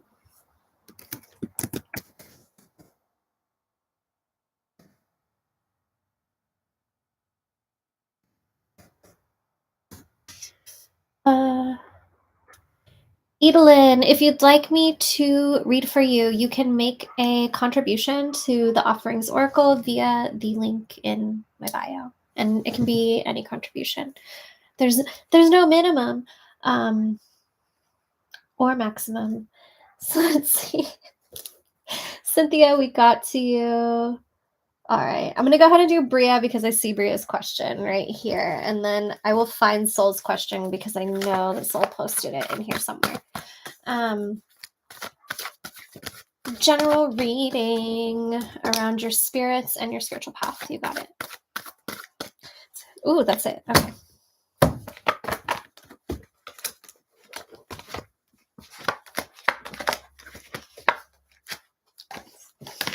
Put that back. Exciting. I pulled the 7 of Wands, which I love in this deck. Oh, it's exciting. And I pulled the 9 of Cups. And on the bottom of the deck, no reversals, we have the Devil.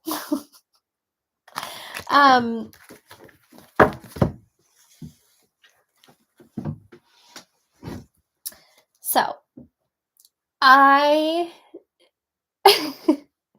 feel like, do I feel or do I know? I know that this card pull is only like re-emphasizing what we spoke about during our last office hour session. If you see here, this isn't just 2 sticks that the figure is holding. They are forming a cross. They are forming a crossroads.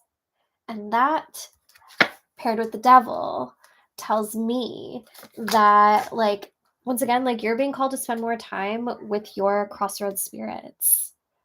You are being called to spend more time with your spirits of red and black.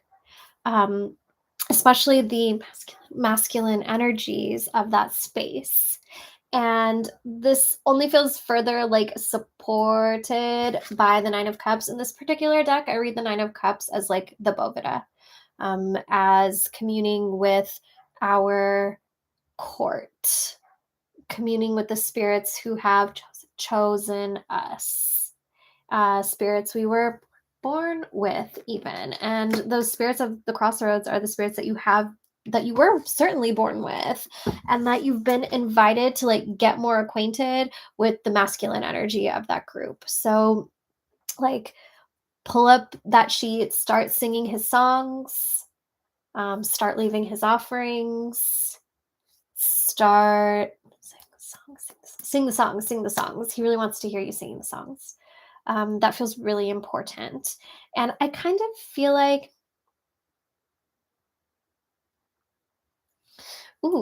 in singing his songs, you're going to start to feel his energy more tangibly present. And I feel like he stands behind you rather than like in front of you. He stands behind you, so you might feel him here, which can be a little spooky at first, but fear not. Be not afraid, because it's exactly who you're calling upon when you start to sense that sensation behind you.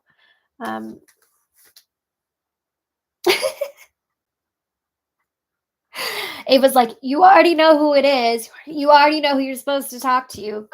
Go talk to him. Go. She loves you. I know she loves you because she's being sassy. So have fun. Report back. Tell me how it goes. And I get it.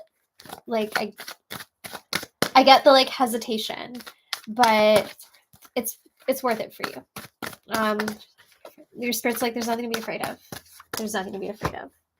I'm gonna light another incense stick. Rose. Okay. Yes, it is.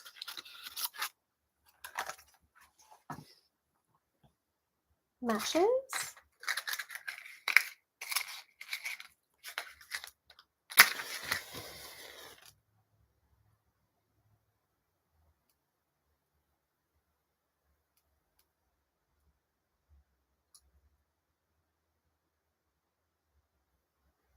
My house is so quiet right now.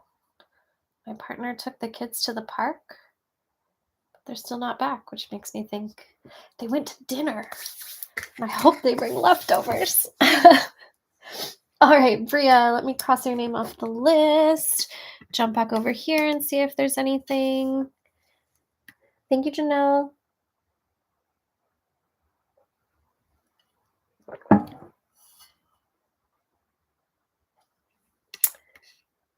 Do I need the apps? Should I divorce for LOL? Siobhan, this is my favorite kind of question. Okay, let's get into it. Ooh, that's it. Okay. That's it. It feels like bubbly for you right now, like champagne, like bubble, bubble, bubble. A few things. A few things. First of all, this might be controversial to some, and if it bothers someone, you can send me an email about it later. Like, if they can't afford you, don't waste your time with them. Which, TBH, I feel like that advice is for all femmes out there. If they can't afford you, don't waste your time with them. If they can't pick you up, pay for your dinner, take you out every once in a while. I'm not saying they need to be wealthy. Look, I'm married to a very working class person, but I'm well housed, well cared for, and well decorated, and we figure it out, right? Like if they cannot afford you, do not waste your time with them, is first of all. Second of all, I pulled the Knight of Cups, who's telling me like this is a time of exploration. Not so much time of commitment for you. It's not even about them, it's about you. Like, this is your time to get to taste, to dip your toes in, maybe go for a swim if you feel like it, but your towel is still waiting on the shore with your shoes and your clothes, and you get to pack up at your little wagon when you're done and go, and that's fine. This is a time for you to get to experiment a little bit, to have fun, to try things you've never tried before, to give people chances that you've maybe never given a chance before. Um, Now is a really good time to explore all the stuff and to not get super tied up or entangled with any one person quite yet. The exact message I told my guides you need to hear. LOL, good. Yeah, you know what? It's got to be fun and it can't come out of your pocket. And those are your requirements for dating right now. And I think that's okay. Like, I do. Um, on the bottom of the deck, I pulled the Queen of Cups, and this is you. This is you. You are fucking delicious and beautiful and sensual and emotional and sensitive and psychic and overflowing with like love. But you don't need to give it all away quite yet. And I'm not saying like don't fuck around. Like if you're into it, it's consensual, do what you got to do. It's time of experimentation. Yet again, I'm reemphasizing that.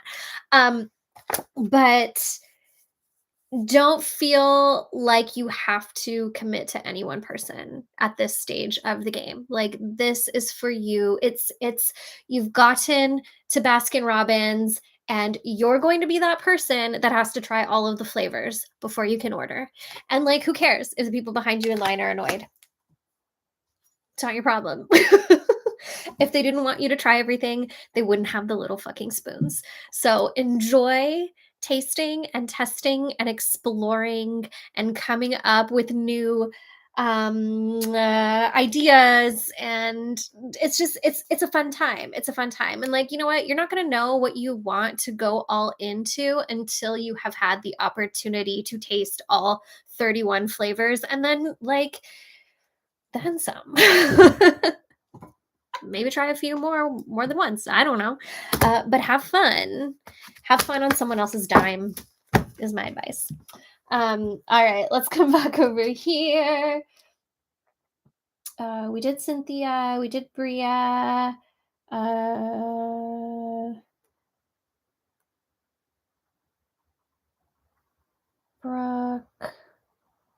Brooke. Okay.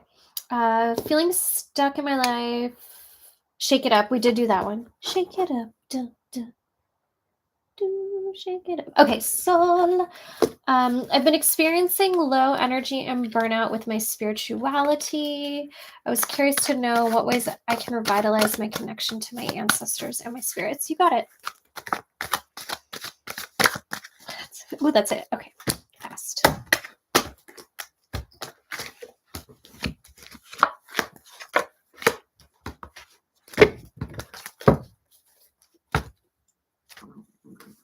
Are we reading our bristles? No. Okay. So if you don't already have it, I really encourage you to consider building a bovida. I really encourage you to, I'm hearing it over and over again, like build a bovida, build a bovida, build a bovida. Blah, blah, blah. Words are hard sometimes, okay.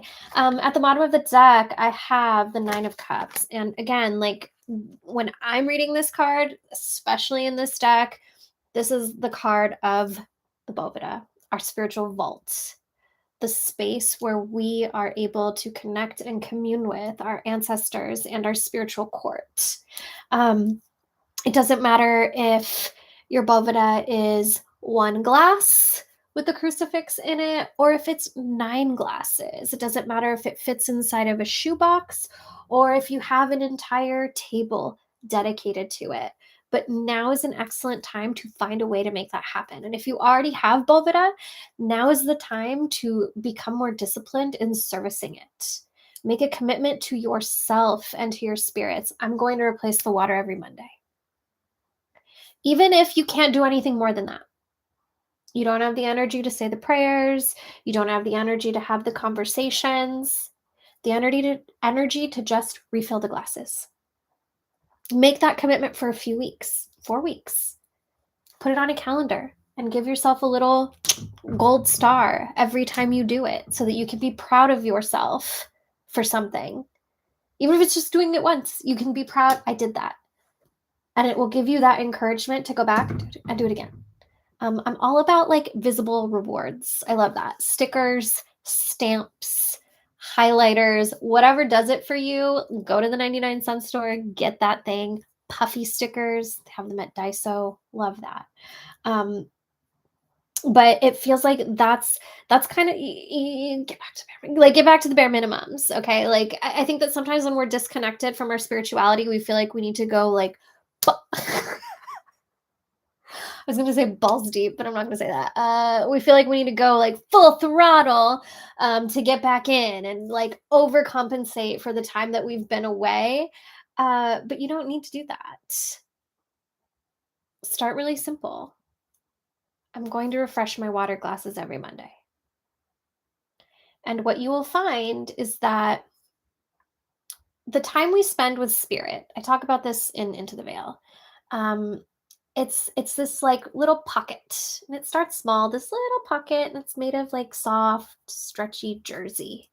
And every time we do something, whether it's saying good morning to our altar or refilling the water glass, we add a few little nuggets of gold to this tiny pocket. And every time we do something big or small, more and more gold goes in there. And the weight of the gold starts to stretch the pocket. And soon we realize like we have more capacity. And what began as 4 weeks or 4 months of just refreshing water glasses will suddenly become, I have more energy and strength to spend time here. Refilling the water glasses becomes conversation as well.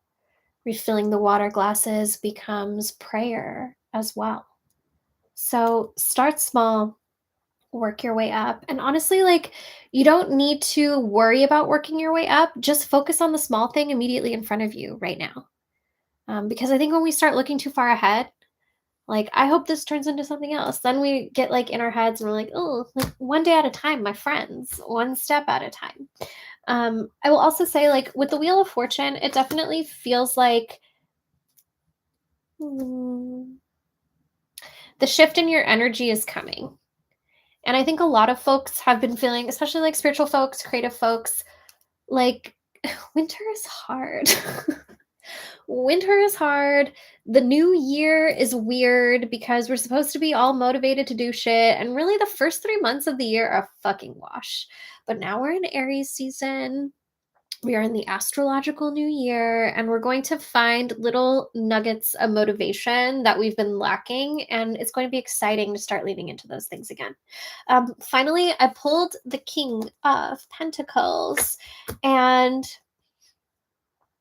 this is a guide. This is your main guide.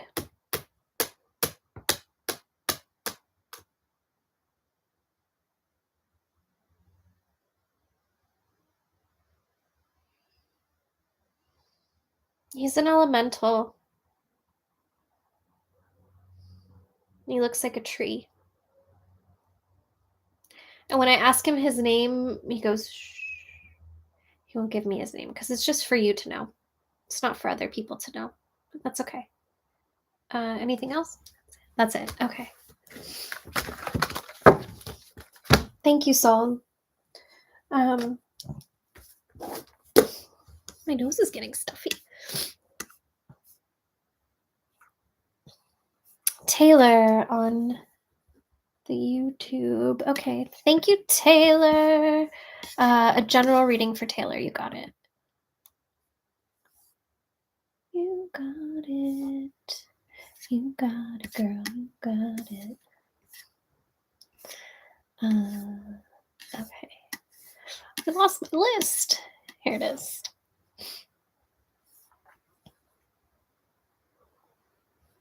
All right. A general reading for Taylor on YouTube. Ooh, that's it. Okay.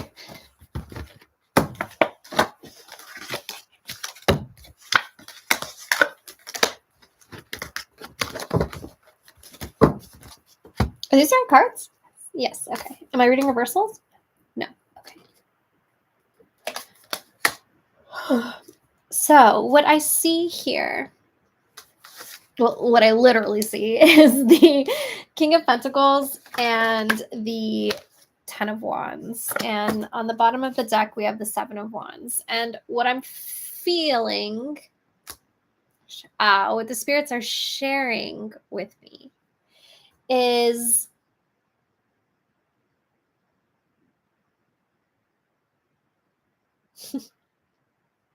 I'm going to age myself right now, but in the Tobey Maguire Spider-Man,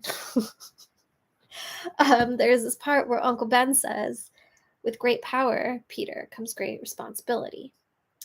And what they're telling me is that you've kind of arrived at this checkpoint where you're like, the responsibility is outweighing the power.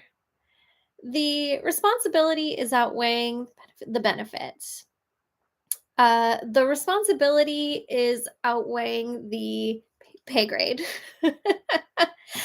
And like, that's okay. I mean, it's not okay. You should be getting compensated for the work that you are doing, whether this work is your professional work or emotional labor that you're doing with family members or friends. Like, I am definitely sensing like the responsibility does not match the check that's being cashed, and that's not okay anymore.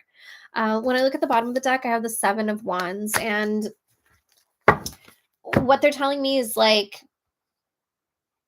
what is it that you want? What is it that you need? Does where you are have the potential to bring you to where you want to be? And if not, where is it that you'd rather be? Where is it that you want to go? And once you get some clarity around that, it's time to sit at the altar with your spirits and start writing some petitions for yourself. Like, you are a magical person. And if the current situation is not meeting your needs in some way, do some magic, light a spell. Light a candle, write out a petition, create a spell around this, create a ritual around this. That feels really important, especially like fire as an element that you involve in this process. But like, why not? Why not use magic? You're going to do the mundane things anyway. You might as well have like the assistance of the good spirits to support those actions. Your spirits are like, you deserve more. You deserve more. You deserve better. You deserve better. And they want to help you get better, but I feel like they need clarity from you on what you think better is, on what you think better looks like.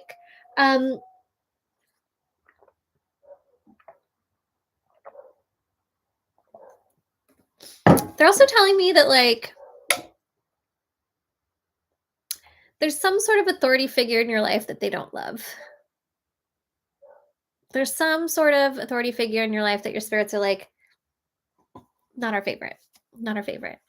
And they'll help you with whatever it is. So take them up on it. Tell them what it is you need help with. Okay, that was a fun one. Sean, Taylor, Jenny. Did I get to Jenny? Jenny Rose. Yeah, we did. We did it. Hooray. Freda. Okay, so let me come back over here. Soul, we got to Verilyn, Carolina. Okay.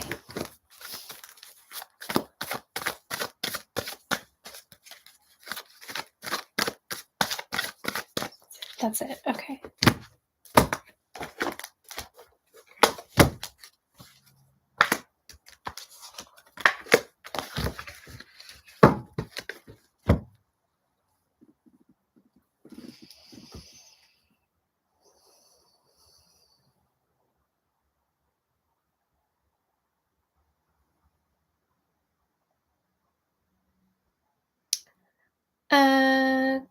Carolina.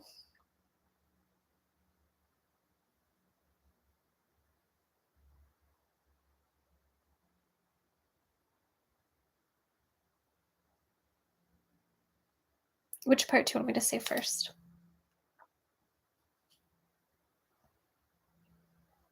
Got it. Okay.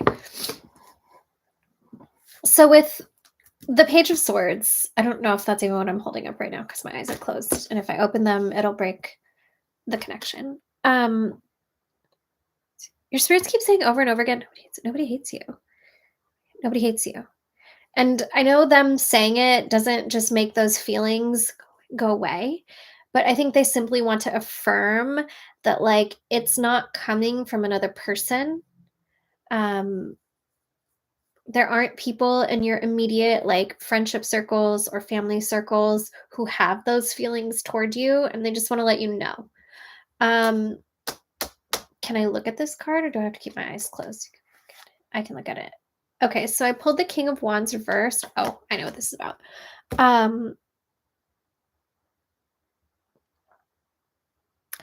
They're calling this an unsavory spirit.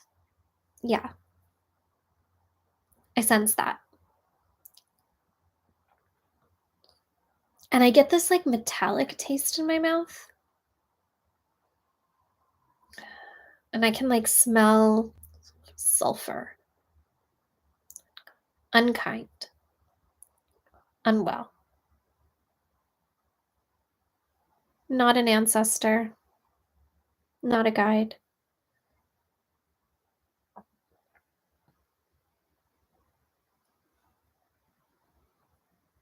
Makes my left ear itch.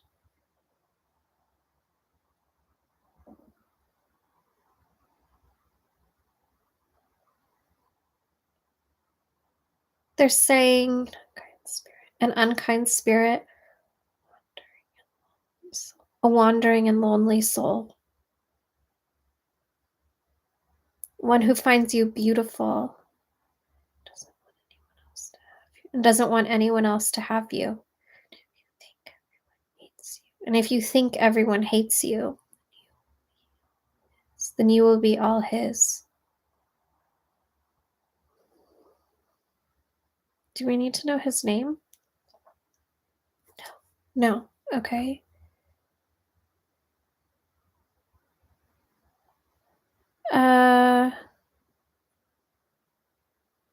Can Carolina get rid of him by herself?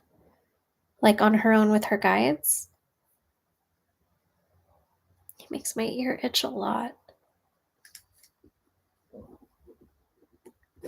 No. Okay. How did this happen?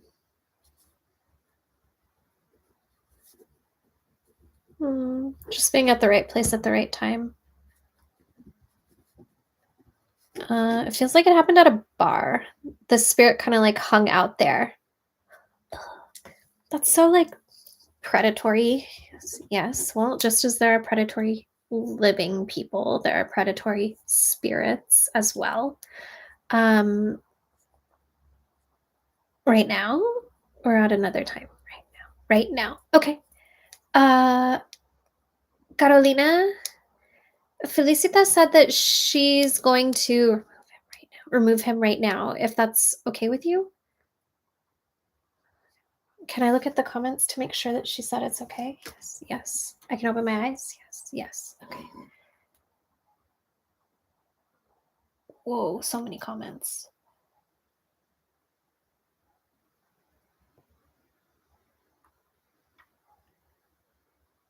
Yes. Okay, cool. So, thank you. First of all, go ahead and relax into your seat. I've never done this on live before. This is weird. Relax into your seat. Close your eyes and start taking big, deep breaths in through your nose, out through your mouth.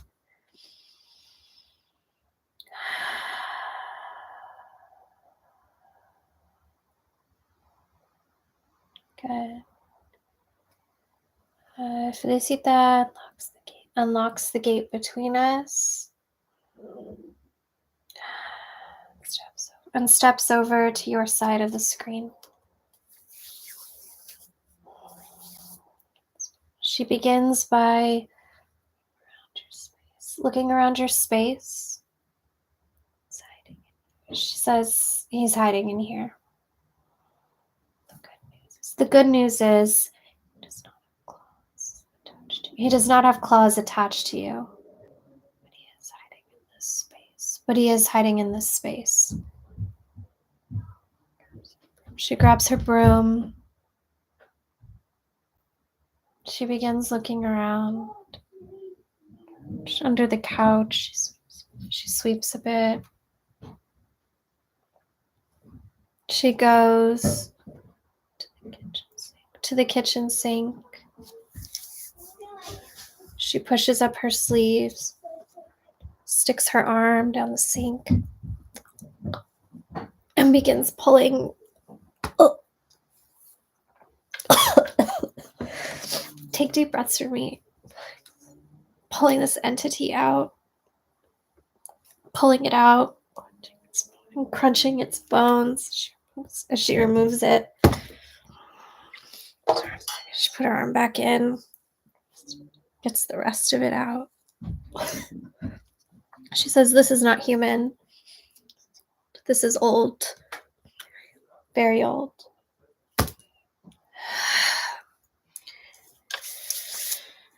She takes the remains, puts them in a pan, opens up her chimney, sticks them in the fire, locks the grate, and lights it.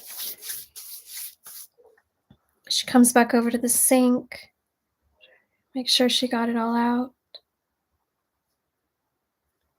Good.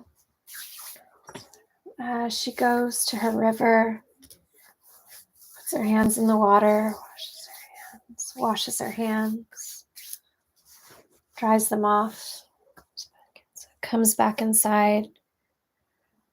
She grabs her rum, pours it down the sink, grabs a few lemons, shoves them down there as well, and a sprig of rue. She takes a puff of her cigar and blows it down there as well. She comes to you. She says she's going to give you a limpia.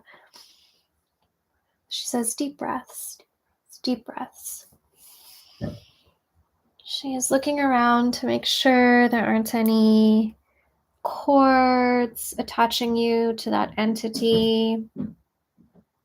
Nothing, she says. We're attached to the space. Had not yet latched onto you.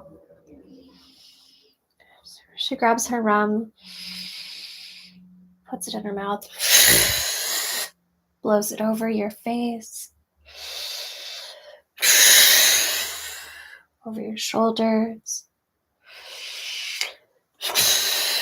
down the back of your head.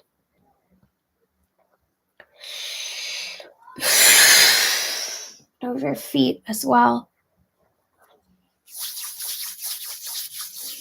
She takes some blessed water, white flowers, sprays it over you with her hands, touches your face, your cheeks, your ears.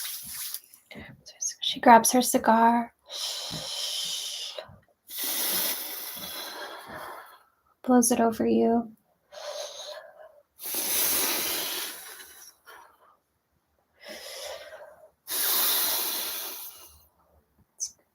It's good now, she says. She sweeps up the rest of your space a bit, especially the kitchen. She says, just to make it nice. She goes to her little chimney, and whatever it was has all turned to ash. She scoops it into a dustpan, takes it to the river, pushes the ashes in, and releases the ashes in. The little fish come up and grab it, and with it they swim away.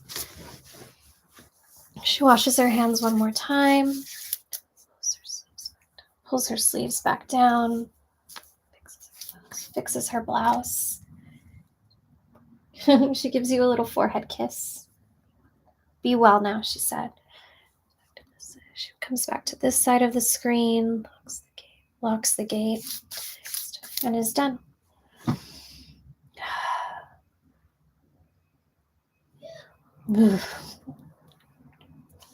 Okay. Drink water. Okay. You should drink water too, Carolina. Everyone drink water.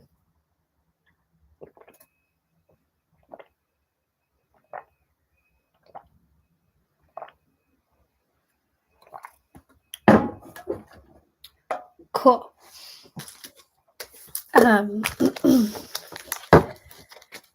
That should help.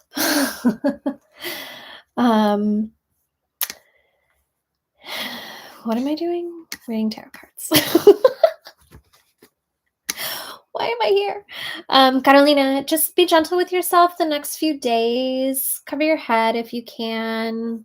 Take a nappy if you can. She says she loves you. She remembers you. She loves you. Love that. Love. Maria. Oh, thank you, Maria. I didn't write your name down. I did see your pledge come through. You just want a general message from your spirits. No problem. I need a second.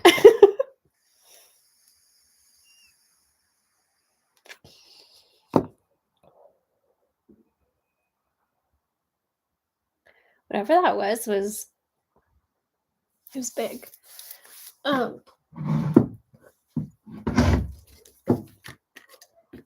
Okay. No, I just got Florida water on my list. It'll be fine. Now we're ready. Okay. Finger guns. All right. Message from the spirits for Maria.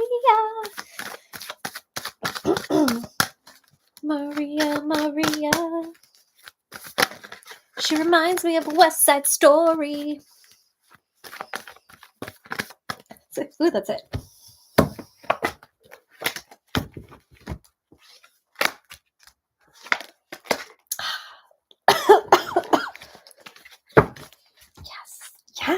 Yes. Yeah. So I pulled the Seven of Cups reversed. Are you reading reversals? No. I pulled the Seven of Cups upright and the Ace of Swords. And on the bottom of the deck, we have the King of Pentacles. And what these are telling me is that your spirits really want to do some magic. I have to readjust myself because I'm queer and can't sit still. They really want to do some magic, but they really want to help you with something. And they want it to be something big wish. They said a big wish. A big wish. Oh, it's tingly. They want you to make some big wishes. And of course, with the Seven of Cups here, it's like, well, what do I use this on? There's so many options. There's so many different things I could use this one wish for. But any choice you make, is any choice you make a wise one? No. Here is the trick. There's so many options in front of you, so many different ways that you can use whatever this energy is that's coming your way right now. And they want to encourage you to really spend some time contemplating, like, what is it that I want right now? What is it that I want right now? Especially in the realm of wands. The realm of inspiration. It's okay. It's interesting that you said you want to buy a house because on the bottom of the deck, we have this King of Pentacles. And that's a good idea. They're like, that's a good idea. Okay. I know where we're going with this. So there's trees in the background of this King of Pentacles card. And if it's a house that you want, then it's a house your guides are like, it's a house you shall have. So what I would start to do now, and I've given this advice to other people before, and it might seem wacky, but I need to, whatever, it's fine. Everything I do is a little bit wacky, but that's okay. It's time to start building relationship with like your friendly neighborhood tree. whether it is a tree in your own yard, if you have a yard, a tree in the neighborhood, a tree in the local park that you like to go to, a tree on a hike that you go to. But it's a really, really good time to start building relationship with a tree, talking to the tree, leaving offerings at the tree, and make sure it's stuff that like can actually be like left in nature, like a pinch of tobacco, a sprinkle of dried herbs. We don't want to leave like waste. We don't want to leave like trash and stuff that can't be broken down into the soil. But little gifts here and there, a few kernels of corn would be nice too. Start building relationship with this tree and start talking to the tree about what it is you want. What do you need from a house? How many rooms does it need to have? How many bathrooms does it need to have? What kind of price range does it need to be in? Do you want to live in a suburban environment or an urban environment? All of these different little details. And maybe like you feel weird talking to the tree about it out loud. That's okay. Lean against the tree and start communicating with it telepathically. I sometimes I hear myself say stuff and I'm like, oh my God, Kait, but it is what it is. All right. Start communicating these things to the tree telepathically. Okay. And also like back it up at your altar. Write that petition down and put it under a candle at your altar. Let your spirits of the land through the tree help you, and let the spirits of the altar through the candle help you. Trees are really fucking incredible because they have these networks underground where they can communicate with other trees from miles and miles away. The mycelium and the roots all interconnect to form this fucking like incredible nature's telephone wires where they can like talk to other plants and trees miles and miles and miles away. And so when you start getting a good reputation with one tree, that tree is going to tell the other trees in the places where you want to be, this is a good person. This is a person you want in your space. And then your spirits are the ones doing the job of like finding you the resources, whether it's the agent you need, the loan that you need, whatever it is. Your spirits of the altar are going to help you with that. And also the spirits of the land will help you with that too. Because when we think of earth, earth is, we think of pentacles. Pentacles is earth, and earth is our access to resource. And the resource is the house, but it's also the funds to acquire that. These things are the things you need to start communicating with these different spirits, the spirits of the land and the spirit altar. They want to help you. Let them help you. The spirits desire our enthusiastic consent to be of assistance to us, especially when it comes to the big things. So give them your consent and tell them exactly what it is you want to consent to. This is where I need you to help me focus. This is what I need you to help me bring in. And you will find that the more that you communicate with your spirits about this big wish, the pieces slowly start to fall into your lap. And look, like this isn't, again, this isn't a linear process. So it's kind of like when you open up a box for a puzzle. And you pull one piece for the corner, and then you pull another piece for the middle, and then you pull another piece for this side. And maybe none of the pieces connect quite yet, but you know they all go to the same puzzle. And then slowly, like as you keep going through the box, you find more and more, and then the whole picture eventually comes together. It feels like it's going to happen the same way for you. You're going to get a little piece here, you're going to get a little piece there. Somebody's going to help you co-sign if that's something you need. This lender is going to be willing to give you the money that you need, and it's all going to fall into place. And it all starts with talking to a tree. I swear. Congratulations on the house that is to come. And I'm really excited for the relationships with the land and the spirits that you are building in the process. Okay. Let's see. We still have Patty, Tina, Edelyn. Who else? Verilyn.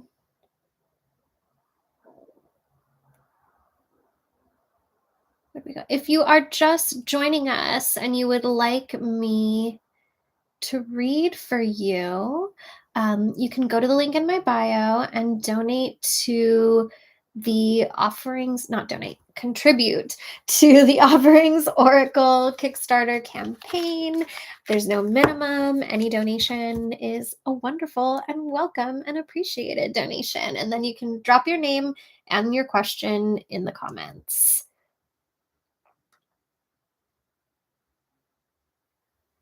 Iris, I'm adding your name to the list. Iris, I see you.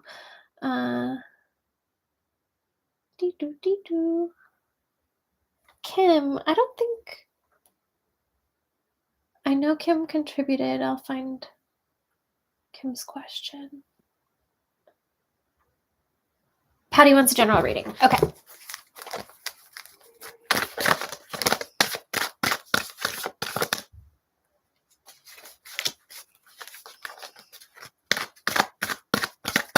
Ooh, that's it. Okay.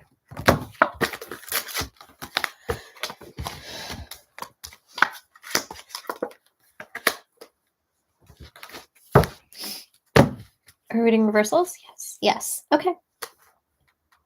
So for you, Patty, I pulled the Chariot, the Eight of Swords reversed, and then I flipped over to see the bottom of the deck where I have the Eight of Wands reversed. This is interesting to me immediately because the Chariot's a 7, and then we pulled double eights. So I love a good pattern. What are they telling me?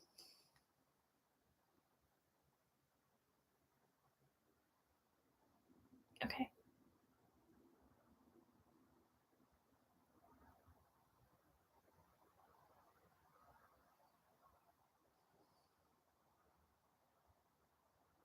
They're saying things are moving quickly now. Things are moving quickly now in the realm of spirit.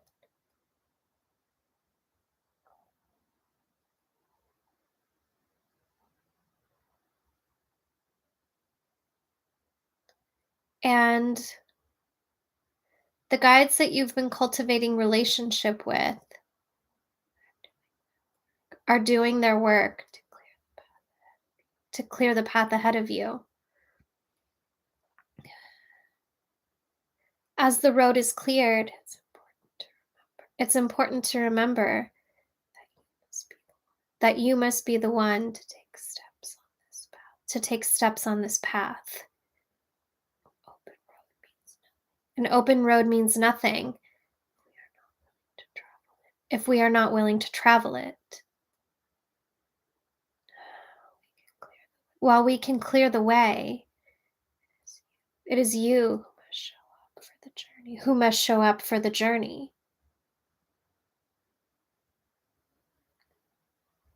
Things may feel overwhelming in the next few weeks, but they will settle soon after.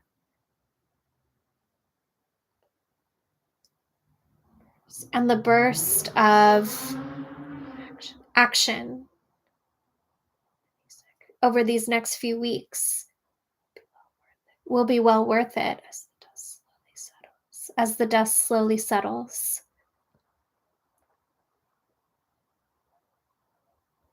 They're saying, lean into your practices as best you can, as much as you can. It will be well worth it. And I'm seeing lots of books open. I'm seeing lots and lots of books, and it's almost like a cartoon where like someone's studying and their face is like in the book. So whatever it is that you're studying right now, whatever skill you're trying to cultivate, I almost feel like there's this push of energy behind you to get into mode with, like, you're really getting into it. And it's almost like when we're in that space of studying all of the things that go into the thing that we want to do, it can seem like so much. Like, For example, when you start studying tarot and you start getting into it because you're super excited and you're like reading all the books and all the blogs and playing with your cards every day, and it's so exciting, and then all of a sudden you're like, oh my God, like this is so much. Like 78 cards is a lot. And then they're reversed. It's so many. And then how do I put this together into a spread? And then what do these different connections mean? And how am I going to read for other people? And like all you start, like your brain starts to spiral a little bit into like all the what ifs, what ifs, what ifs. And they're like, just focus on the thing in front of you, but just focus on the page in front of you. They're saying, just focus on the page in front of you. And it feels like there's a breakthrough coming. There's some sort of breakthrough coming. There's some sort of breakthrough coming. I know that you've been studying different modalities and developing your personal craft, and like now's a good time to keep like digging into the books, digging into whatever resources you're using for your education in this process, because it's going to be really helpful, and there's going to be something for you to like do with it, like something for you to really apply it to in an exciting way. 8 weeks. They said 8 weeks from now. So that sounds good. They're like, you must walk the path yourself. They said it again. You must walk the path yourself. Open my eyes. Okay, cool.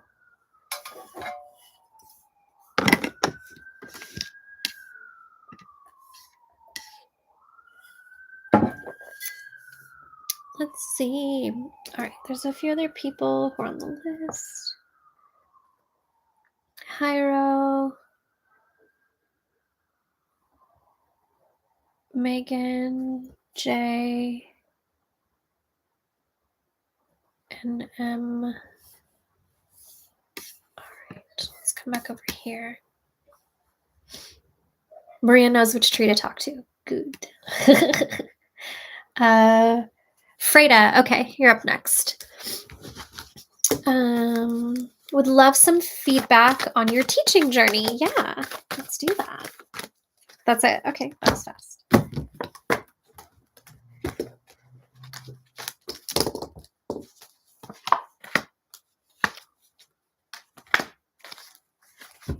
Are you doing bristles? No. Okay. I love this. So, first of all, I pulled the King of Swords. And this particular card wants to remind you to step into your authority. You are or are becoming a teacher for a reason.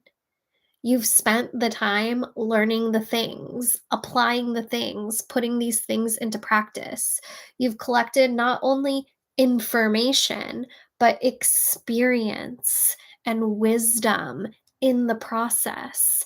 And in those moments of feeling like an imposter, of feeling like you're not good enough, those are the moments to start recounting all of the things that you've done and that you've lived in order to get to this place. I also feel like they want you to find like your thing. So I'm not sure if you teach a particular subject, whether it's I don't know, math or magic. But it feels like they really want you to start deepening, like narrowing and deepening, going more narrow and deeper into the thing that really you're passionate about. Not just what you're good at, you happen to be good at, not just what you understand, but what you are truly passionate about, and start exploring that further and thinking about ways that you can share this as a teacher.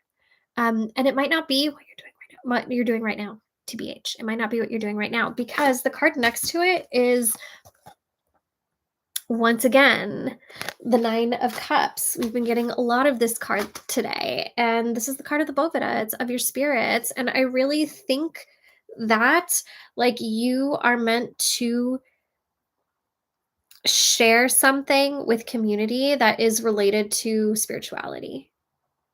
I think you are called to be a knowledge sharer, be a teacher, be a guide of something related to spirituality. And that can be expressed in so many ways, right? Like it could be magic, it could be developing a spiritual practice, it could be art. music, like there are infinite ways to channel and express our connection to divine and to spirit. And I think that considering the way that you like to channel it, that's exciting for you. You're not the only one. And cultivating some sort of offering that you're able to share with others based on what lights your fire is going to be a good thing. Ooh, they said a good thing. A good thing. Cool. Can't wait. Tell me all about it when you come up with it. Maybe you already have it sitting in a notebook somewhere. All right, let's see. Edelyn, did you leave a question? I know I have you on my list, but I just didn't see a question for you. So folks, if you're just, oh, Christy, I see you. I'm adding you to the list. If you're just joining us and you'd like a reading, you too can have one by making a contribution to the Offerings Oracle Kickstarter. The link is in my bio. Christy, go ahead and drop your question in the comments for me, please. I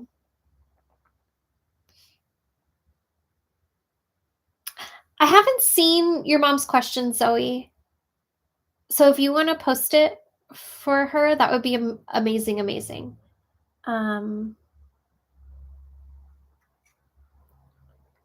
Poetry Alchemist. What's your name? Christy. Oh, you're Christy. Hello. Okay, Poetry Alchemist. General reading. You got it.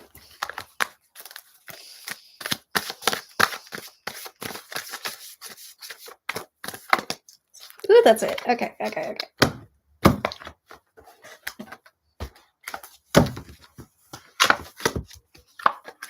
Are these the right cards? Yes. All right. I swear I'm shuffling. But for you, I pulled the Nine of Cups. Again. And I can't wait to like rewatch this and just do like an investigation of the cards that kept repeating themselves, because that's so interesting to me. It makes all my mercurial placements buzz. So Nine of Cups and the Two of Swords. On the bottom, the Seven of Wands. So got it. Okay. They're telling me that when it comes to your connection to your spirituality, you're kind of 1 foot in, 1 foot out. And they're not like trying to drag you in or anything. Your spirits aren't talking shit. I feel like it might be just a genuine, I don't know if it's fear or like a struggle with figuring out what your version of commitment is. Or maybe you're just thinking like, I don't know where I belong in this world of spirituality. Like, where do I go? Excuse me, what is for me? And oh my God, the hiccups. TBH, like, I would start with a glass of water and a white candle on a clean surface, whether it's a bookshelf or a shoebox, and consecrate that space. Say out loud who it's for. I dedicate this space to my spirits wise and well, to my good guardians and guides who have my highest interests at heart. By consecrating this space, it now becomes the place where your guides and your guardians may gather to connect with you. And start saying hi to it every day. Say hi to your spirits at that space every day. Say goodnight to them every night.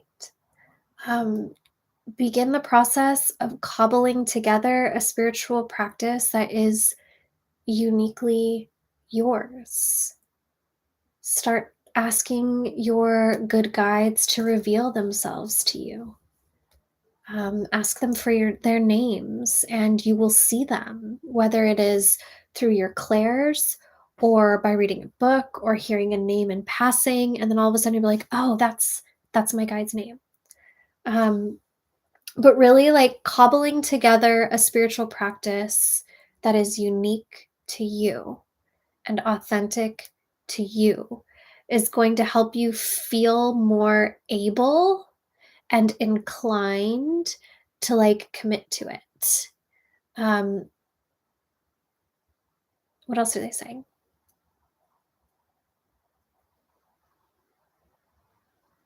I also feel like there's a lot of like Mercury energy around you. Like lots of Mercury, lots of Mercury. I don't know if you have like Gemini placements or if Hermes just has favor over you. But as you begin to piece together what your spiritual practice looks like that is a spirit who feels uh connected to you. A spirit who feels connected to you. Yes. Okay. Is there anything else? That's good. Okay. All right. Thank you, Christy. Okay.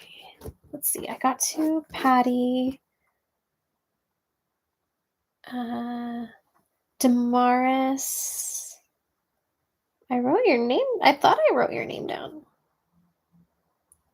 All right, Damaris. Damaris, go ahead and drop your question in the comments. Iris, here we go. I saw your name come up. Okay.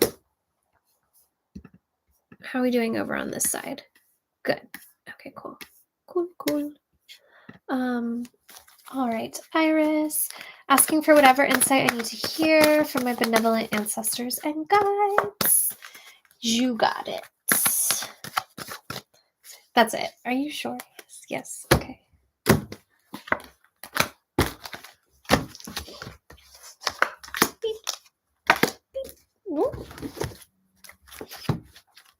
These are the cards. Okay. So I pulled the Sun and I pulled the Ten of Swords.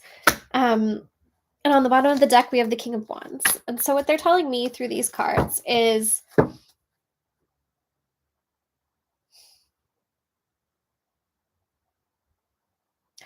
great endings are necessary for inspired beginnings. And it's okay if we find ourselves grieving the process, even if we are conscious of the blessings that are ahead. I think that sometimes we can feel guilty or shameful when we're sad that something that wasn't right for us is over. And when our brain and our heart know that something better is on the horizon, but we're still like bummed that the thing is done. And like, it's okay. Like, grief doesn't need to make sense. Grief doesn't need to make sense. It's not linear for sure, and it's not something we can really control. And trying to control it is like, it's like silly. It's a waste of our energy, right? We learn to live differently. And as time passes, the grief may not be so big and in front of our face all of the time. And sometimes we might even forget it's there entirely. And then every now and then it filters its way back into our line of vision, sometimes in a big way, sometimes small. And that's okay. I don't think any of us have to get over things entirely for new and better things to come forward. I think some of us will never get over certain things in our lives that have happened. And that doesn't mean that we can't heal and that we can't experience different and new and better. But I also feel like we kind of, especially in the spiritual wellness space, you can see a lot of like unrealistic expectations around like needing to be perfectly healed for the next good thing to come, when like being perfectly healed doesn't exist. Like, we are forever a work in progress. That is just what it is to be human, and that's okay. So a big ending. Again, like a big ending, done. And what I will say is, like, I don't see the Tower card here. So as much as this ending might be uncomfortable or not fun, this isn't going to completely turn your world upside down. Blessed be. Instead, it's bringing you like this. It's bringing you to the horizon. It's bringing you to the sun. It's bringing you to your confidence, your joy, your excitement, your zest for living.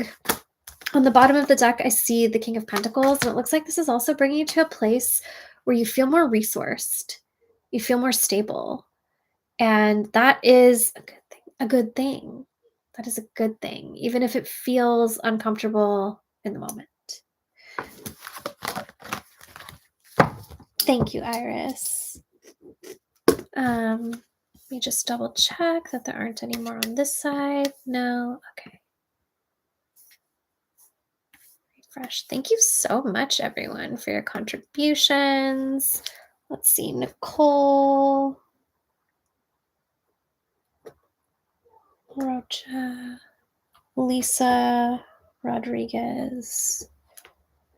All right. Sean Michael is here. Hello.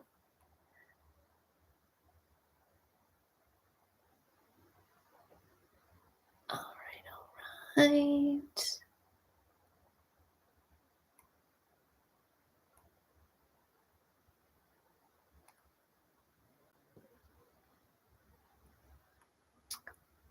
So many people are fun here.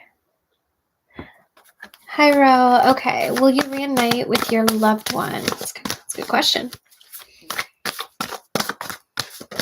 That's it. Okay.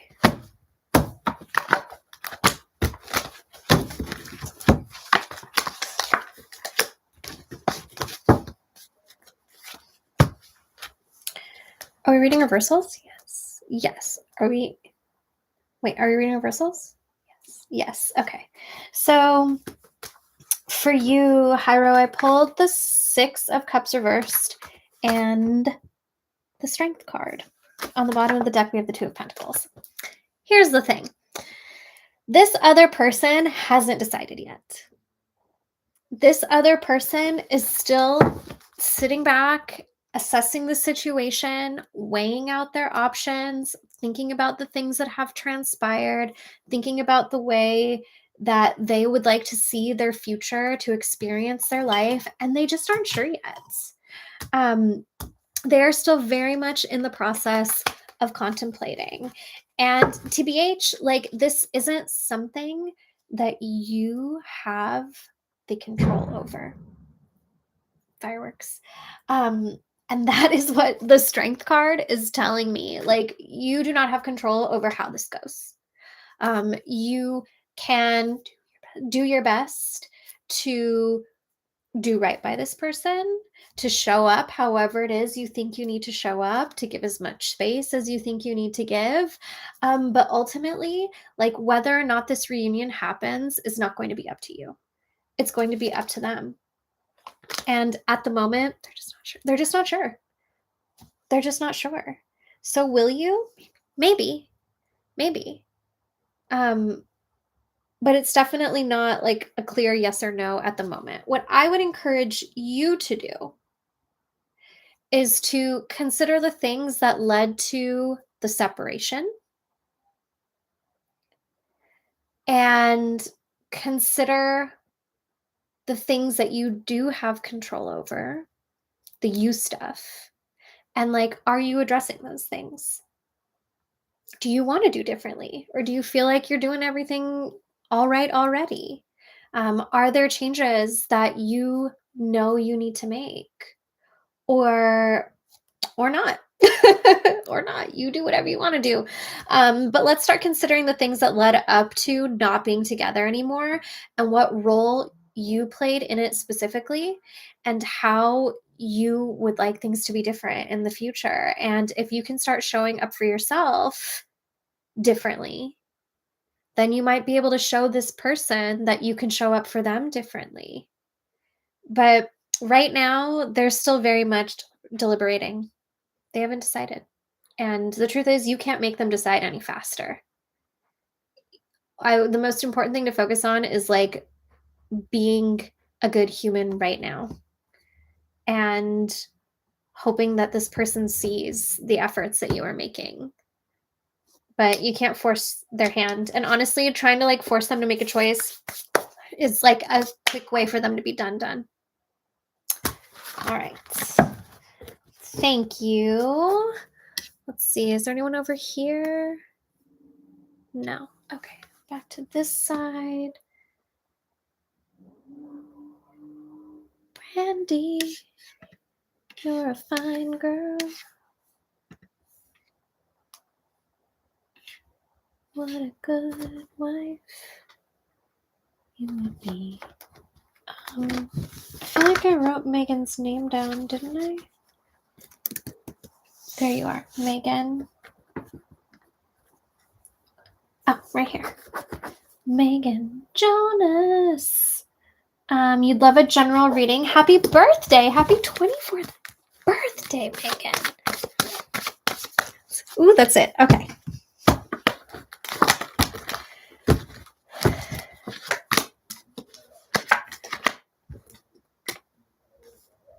I literally just pulled these cards. Are these the right cards? Or should I shuffle again?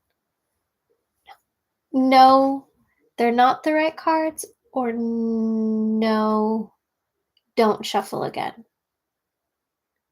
Shuffle again. Okay. Thank you.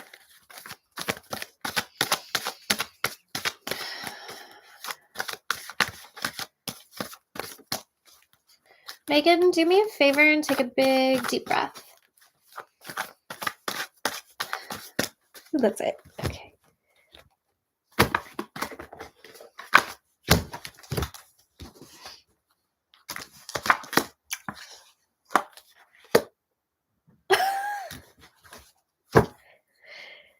These have to be the right ones. They are. I pulled the exact same cards twice in a row. Magic is real. Are you reading reversals? No.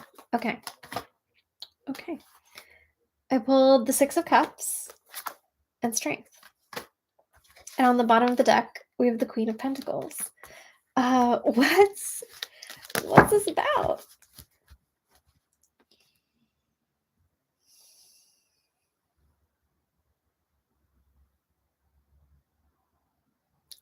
They're saying that someone from your past will be reconnecting with you soon.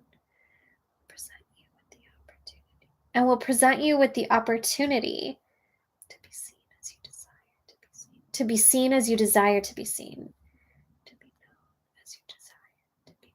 To be known as you desire to be known. Rather than by the identities that others have placed upon you. Don't fumble this opportunity by playing into who you think others think you should be. Take this chance to be your truest self. To be your truest self. To be honest about who you are. And to let this version of yourself be seen.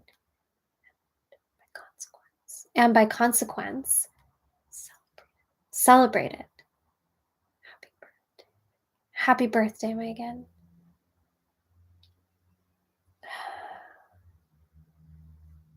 Ooh. Tell me how it goes. I love that. Okay, let's see. If anyone just arrived, if you would like a reading, you can have one by contributing to the Offerings Oracle Kickstarter. You can find the link in my bio. Alex, I just put your name down. You can find the link in my bio, And then go ahead and drop your name in the comments along with whatever your question is. Okay. Damaris, did I read for you? General reading for you, Damaris. Okay, got it. Is this the right deck? Yes, okay. That's it, okay.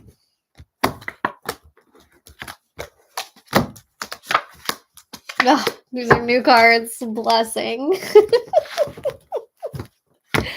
Are we reading reversals? No. Okay.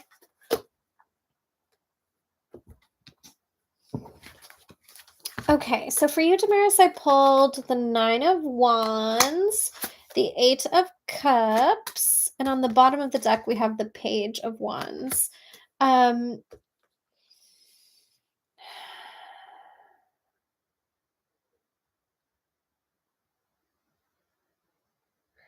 They're saying something from your past is troubling you. God, it must be like Mercury retrograde coming up soon or something. Okay, back. Sorry, I interrupted. The spirits were speaking.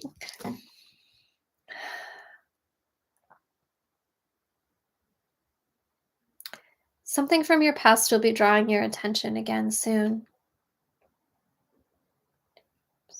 Taking up space in your heart, in your mind. Taking up valuable energy. A limited resource which should be used wisely and well. While it is tempting to revisit this flame, we encourage you instead to leave the past in the past. What's done is done.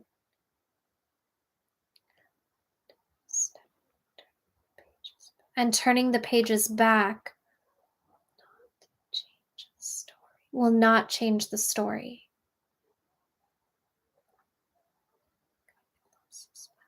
Cut your losses, my love. And allow yourself to move on. Because the truth is, they have already done so.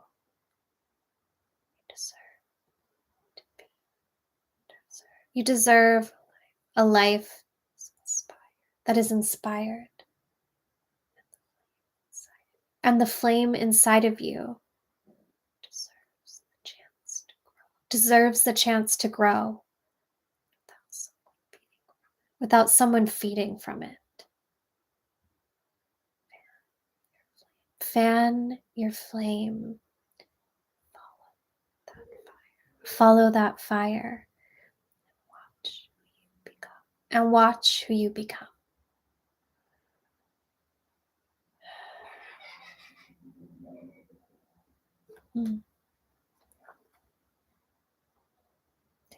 Take a drink. Okay. I drink some water.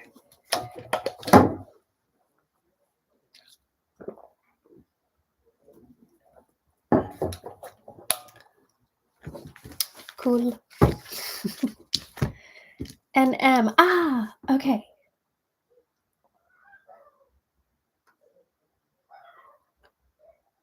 Novia. Novia, I got your contribution. Go ahead and drop whatever your question is in the comments. Hi, Carla.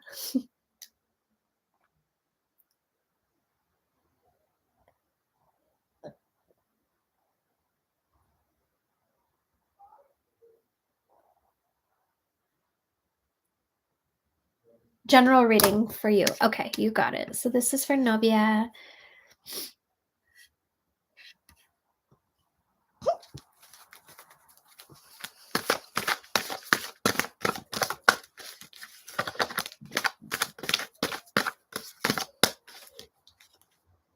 That's it. Okay.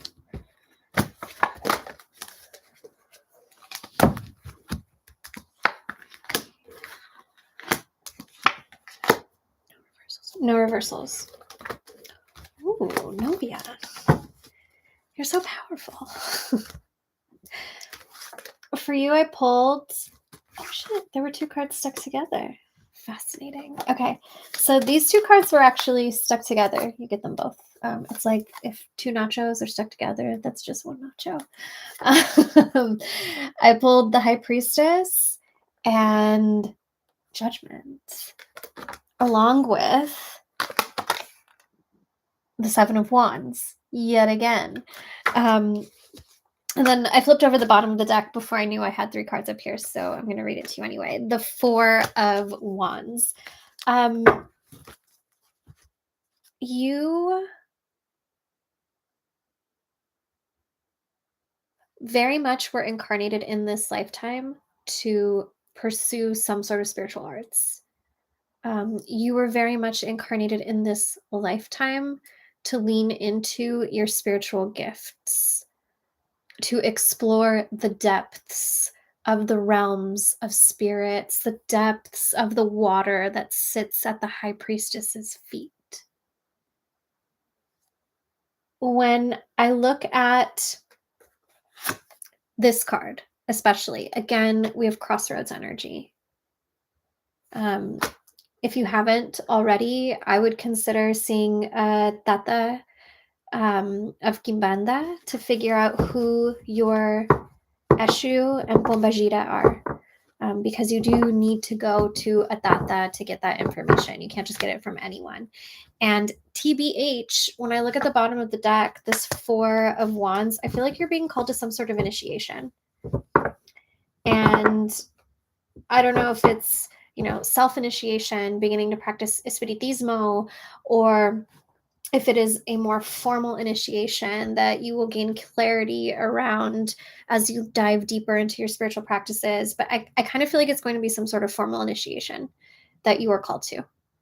And I think it's important for like your heart and your peace of mind, but really like, again, they emphasize your heart. Like it's important for your heart that you pursue whatever this is. And also check in with your guides.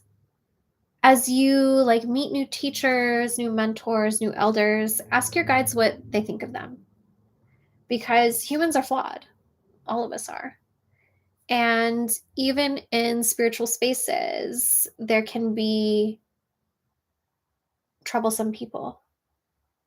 So always defer to your guides when you are considering taking up a new teacher or a new mentor, a new elder, and ask them what they think of this person before you follow through. Okay? Cool. Very cool. All right, let me check over here again. No one on the YouTube. Okay. Back to this side.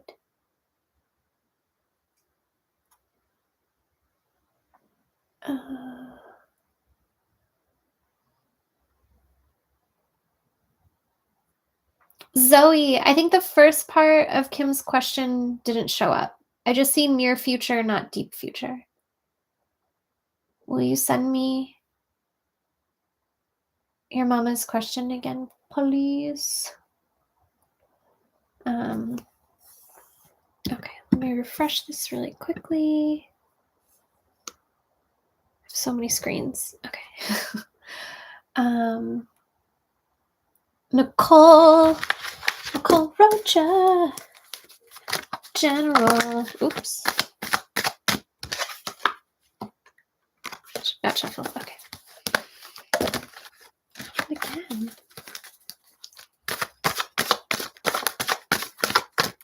That's it. Okay. All right, y'all.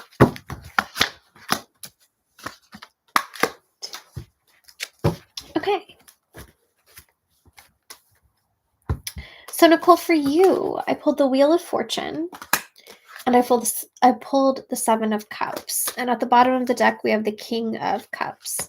So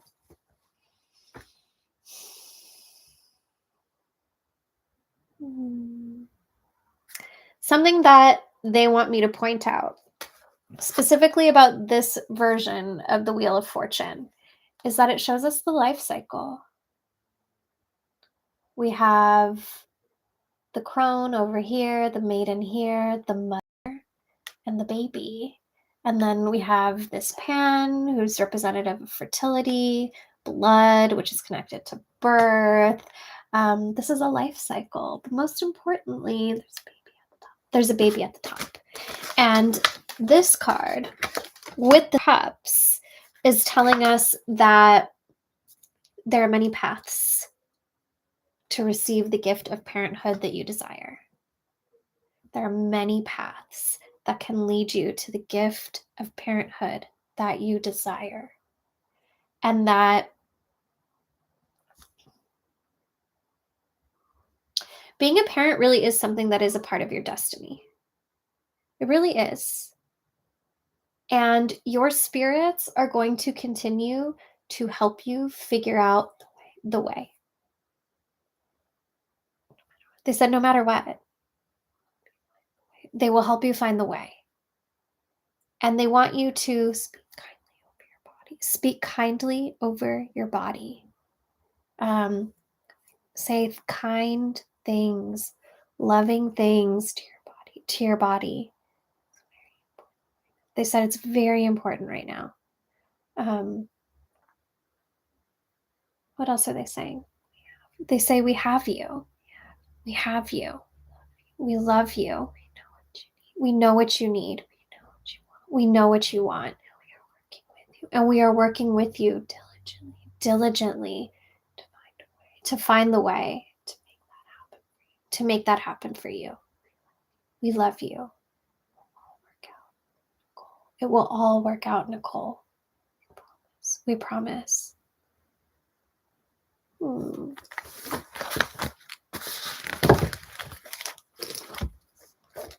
Thank you, Nicole.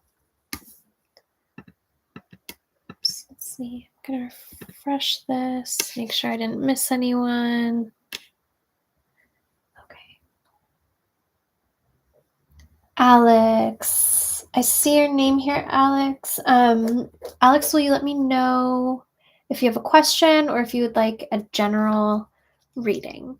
Also, if anyone's just joining us, I'm probably going to do a cutoff in about 10 minutes. I'll read for everybody who's already donated. But any donations, any contributions to the Offerings Oracle Kickstarter between now and 9:15, I will give you a 2-card reading. You can find the link in my bio to contribute. All right, so Lisa Rodriguez, what do your good spirits want you to know right now? Ooh, that's it. Okay. Is that right? Yes. Okay.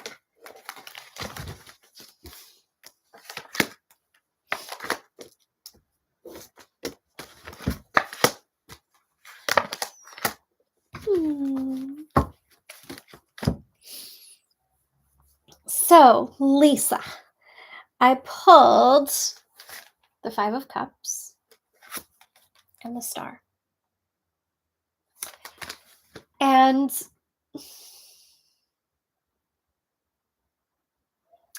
I feel it. Like something hurts right now.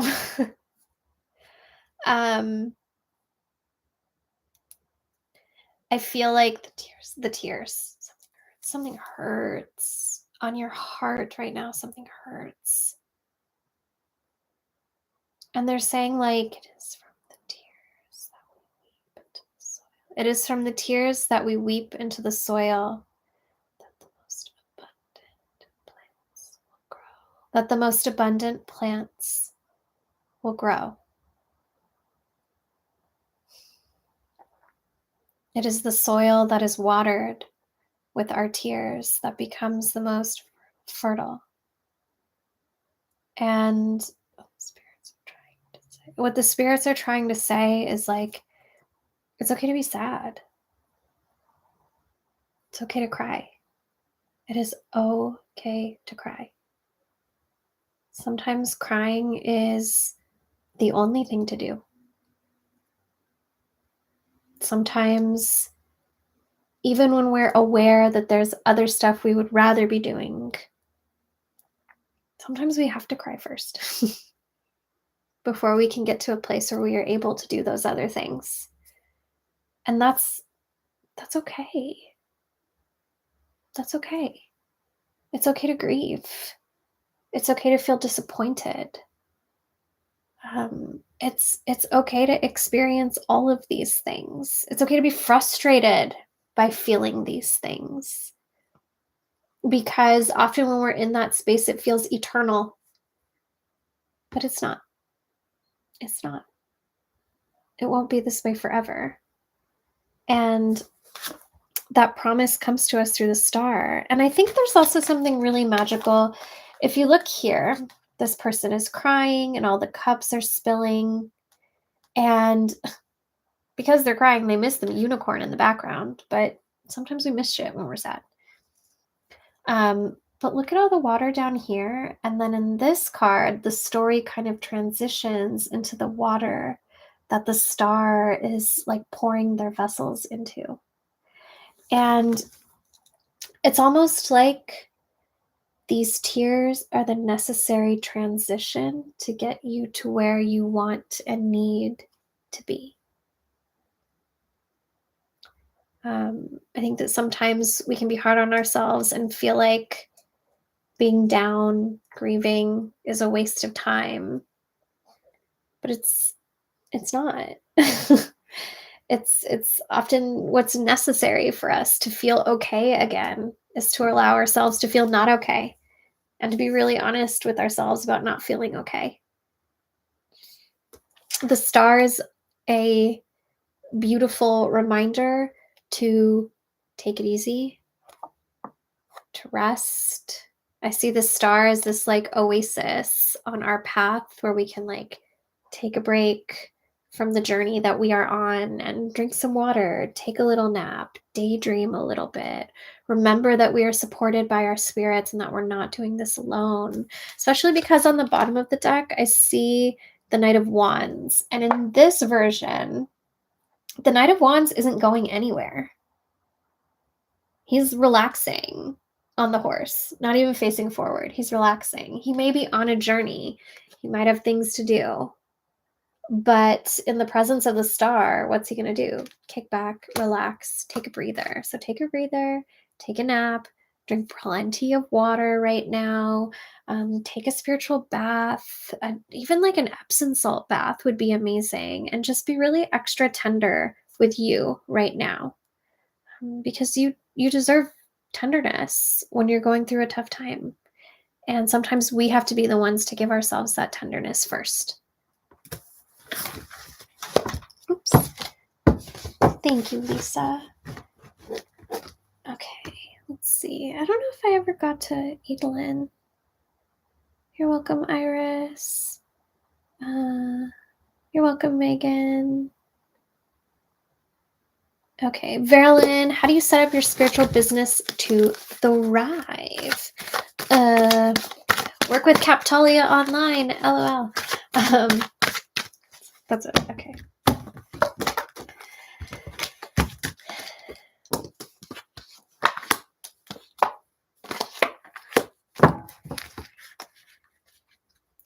Are these the right cards? Yes, okay. So, here's what's coming through right now. The first card is Judgment. And this card is calling you to be really clear with yourself about like what your spirituality is for you, and what parts of it you're willing to share with others. And rewind it before we even share it. This is really a call to like lean into your authenticity, to ask yourself, like, who am I really? If I strip away all the identities and labels and so, like, who am I really? What do I really do? There are so many different ways that we can be called to show up for the public through our spiritual practices. And I don't know exactly what you do, but like tarot reading and channeling are not the only ways. There's so many different ways. And I think that Judgment is really calling you to consider, like, is what I'm doing now what I actually want to be doing? Is what I'm doing now what actually feels really fucking good to me? Or am I doing what I think I should be doing? Am I doing what I've seen other people do and I feel like it's probably going to work for me? And this isn't like, no shade, like we figure things out as we go. We learn as we go. We discover as we experience.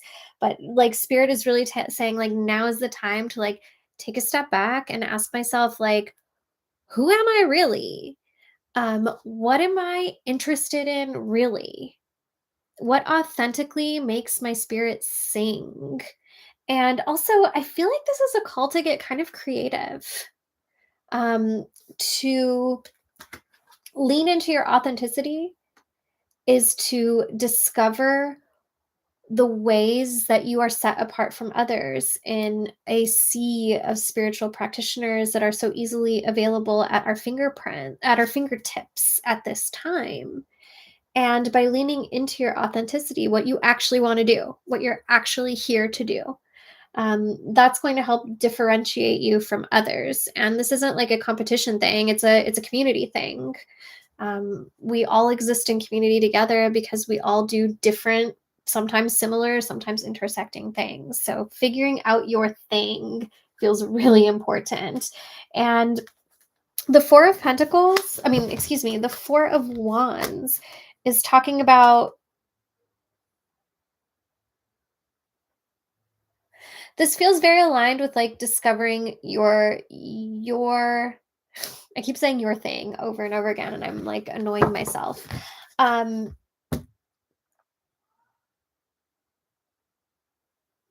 This feels like figuring out what your signature offering is. Like for me, it's a spiritual consultation. Into the Veil is probably my signature offering. For other folks, it's different. But I think that in discovering who you are as a practitioner, as a spiritual business owner, maybe you make products. I don't fucking know. But by discovering who it is you are as yourself and as a spiritual business owner, it's going to help you figure out what your signature service or offering is so that you can start talking about it all of the time and telling people about it all the time. On the bottom of the deck, I have the Queen of Swords, and the Queen of Swords does not tell lies. And I'm not saying you're lying. I'm saying that the Queen of Swords shouts truths that she is certain in, truths that she has no doubt are real. And so she has no problem telling all these other people about it. And they want you to feel that confident in who you are and what you're doing so that you can start expressing yourself and talking about yourself and what you do like the Queen of Swords. I also feel like there's lots of bird energy around you. Lots of birds. Birds. Okay. Thank you, Verilyn. I like your name. It's cool. Excited to catch the replay. Hi, Marisol.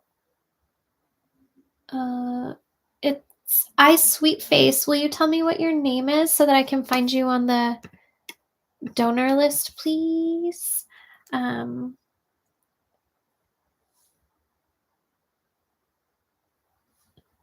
Van XT, will you... Are the spirits who... Oh, you're asking me a question personally, LOL. Are the spirits who talk to you your own good spirits? Yes. Sometimes other people's guides will come through, but it's mostly just mine. And they do. They tell me to drink water all the time. Hi, Belle. Oh, I already read for you. I Sweet Face, LOL. Kim, general reading about financial freedom from spouse in near future. You got it. That's it. Okay.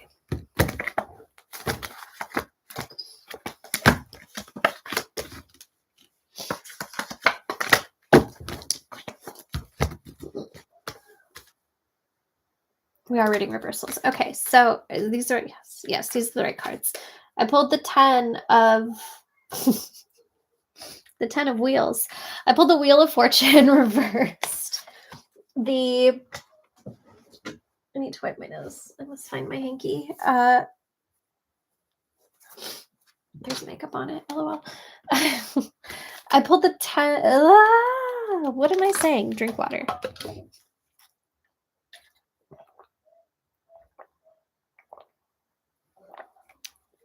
Now we do it. The Wheel of Fortune reversed.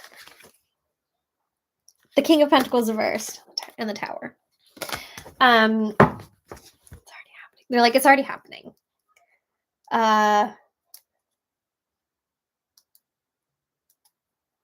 They want you to trust your judgment. Because you're going to see the opportunities in front of you. And it is your good judgment that's going to allow you the courage to take them. And it is your good judgment that's going to allow you the courage to take them. They want you, your spirits want you to start petitioning them for more contracted opportunities.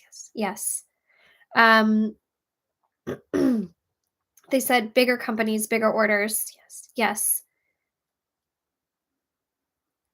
And they want you to ask for help when it comes to marketing yourself. And I don't even feel like it's like ask someone to help you run an Instagram. No. I feel like it's talking to people who have already worked with you, who've experienced what it is that you can do, and asking them to like spread the word. It feels like word of mouth is very, very important for you. Word of mouth is very important for you. And also like a newsletter, which it's work, I know, and I don't want to give you more work to do. But I do feel like it would be particularly helpful for you, like building up, going through all of your clients, past, present, and future, and putting together an email list on like a Google spreadsheet if you need to. And like those are now your people, and you're going to keep adding more and more people. And it feels like sending out an email to all of those folks that you've worked with and saying like, hey, would you please let anybody who's looking for this type of work know that like I'm available and interested. I'm really excited. Here's some examples of the stuff that I've done. Please tell them how much you've enjoyed the stuff that I've done for you. I would love to, broaden my make it sound like flowery and, like you are an artist. You know how to enchant and dazzle them with both your drawings and paintings and words. So like your words are going to be far more lovely than mine are. But basically, let them know I'm trying to like spread my wings a bit, see make new opportunities, make new connections. Please tell anybody that you know. And I have a feeling that you're going to receive more referrals through word of mouth than anything else, which is awesome because like that's the best way for people to just keep talking about you so that you don't have to make a fucking Instagram account, because what a lot of work that is. On the bottom of the deck, again, we have the Tower. So like the big shift is already here. Whatever it is you're trying to make happen it's happening. It's happening, and it might feel a little bit uncomfy at first. It's going to take some readjustment at first, but like you will see it. Your spirit's like, you're going to figure this out. You're going to see this through, because they're like, that's just who you are. When you decide you want something, when you decide you need something, you make it happen. And you're kind of a magician, Kim. You're kind of a magician that you can create the reality you want. And they're saying that you've done it before. And they want you to know that this is no different. They said you can have what you need, and you will. Okay, so start with that email list. Start by reaching out to people. You probably already have a portfolio that you can attach to the email. Maybe like plug in 2 of your favorite things into like the actual body of the text. Maybe make like a Google form where people can leave their reviews for you, and like, I don't know, like a little landing page with like your pretty face on it, and like your, like a headshot, and then the name of your company and like your stuff. And it's just a simple page where it says like your name, a blurb about what you do, and why you're so awesome. And then here's my email address, contact me. Here's a link to my portfolio. Your spirit's like, you've got this. You've got this. And I believe them. I believe them. Thank you, Kim. Thank you, Zoe, for helping. Hi, everyone. MC Music, let me know what name you used to contribute to the Kickstarter so I can check you off of my list. So if anybody's just joining, actually, I'm done for tonight. If anybody's just joining, I'm not going to read for you because I'm getting tired. But for the people who did contribute between 6 and 9, I'm going to try to find all of you so that I can make sure you all get a reading. Healed, I have been doing this for hours. Thank you for noticing. Breeze, I see you. Okay, what's your question, Bad Bruja Brisi? Hi, Aubergine. Hi, Blanca. MC Music, Alex McHugh. Oh, I see you. Okay.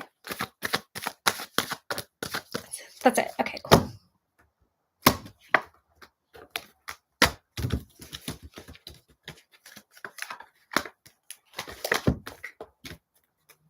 OMG, I think this is the last one of the night. Am I reading reversals? No. Okay. This looks like fun. What do I start with? These two together. Okay. I don't want to air all of your laundry out on the internet, but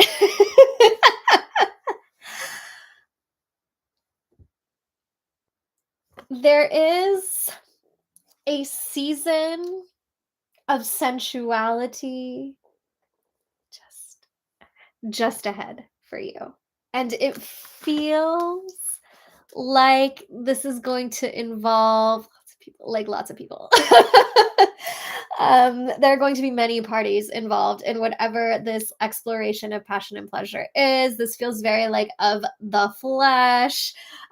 This feels, but it's good. It's good. The devil card's not here playing around with us, which isn't I don't think the devil card is a bad card anyway, but for whatever reason, through the Three of Cups and the King of Pentacles, I'm feeling this very earthly pleasures vibe. Very much earthly pleasures vibe. And it's good. It's delicious. It's fun. We don't really know why or how or where this is going, but it doesn't fucking matter because we're all in the moment. And in the moment, it feels right. And everybody's into it. And that's fucking cool, man. And good for you. Enjoy. This is what we were born to do, to experience pleasure. And so you shall. You shall, my friend. Am I blushing? On the bottom of the deck, I have the Moon card, which again just reaffirms that it's not really about where this is all going. It's not really about why we're here, what it all means. The point is that for whatever reason, all of these people are cosmically connecting at the same time, and it feels fucking good right now. And that's enough. That's enough. Not everything has to lead to something bigger, or TBH, not everything has a clear destination, and that's okay. There are so many different variables that go into navigating, connecting with other human beings, and roads can lead in many different directions. And right now, it's not about where the roads are leading, Alex. It's about where the road has brought you. And again, I'm getting this crossroads energy, which has been here all night, probably because Ava's here, but it's this crossroads energy of different people from different directions colliding in one space. And look, maybe it's making music with lots of people. Maybe it's not. I feel like it's not. All I'm saying is have fun, be safe, make good choices, and I don't know, tell us about it, because I'm not gonna lie and say I'm not curious. Thank you so much, Alex. I think that's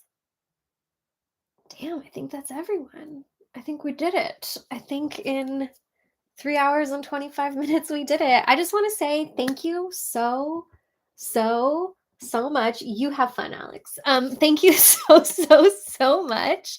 We are now at $14,645. OMG. OMG. 81% funded. I can't believe it. 81% funded. And with 4 days to go. So thank you. You're so amazing. Please continue to like, to share, to tell your friends about me. Don't you forget about me. And I will talk to you soon. And hopefully I will be, not hopefully, I already know this is going to work out. It's divinely orchestrated. It is literally in my destiny. So thank you for being a part of my destiny and for being like the vehicle which has helped bring this thing into creation, because I can't do it alone, my friends. And that's the message of the Lover's card. We can't do everything alone. All right. I will talk to you soon. And I think you're great. Oh, it is in love that I received you and your spirits in this circle. And it is in love that I return your energy and your spirits to you now. Oh, there we go. Close the circle. Good night. Drink water. Good night. Goodbye, everyone. Thank you for watching here. Good night. Good night.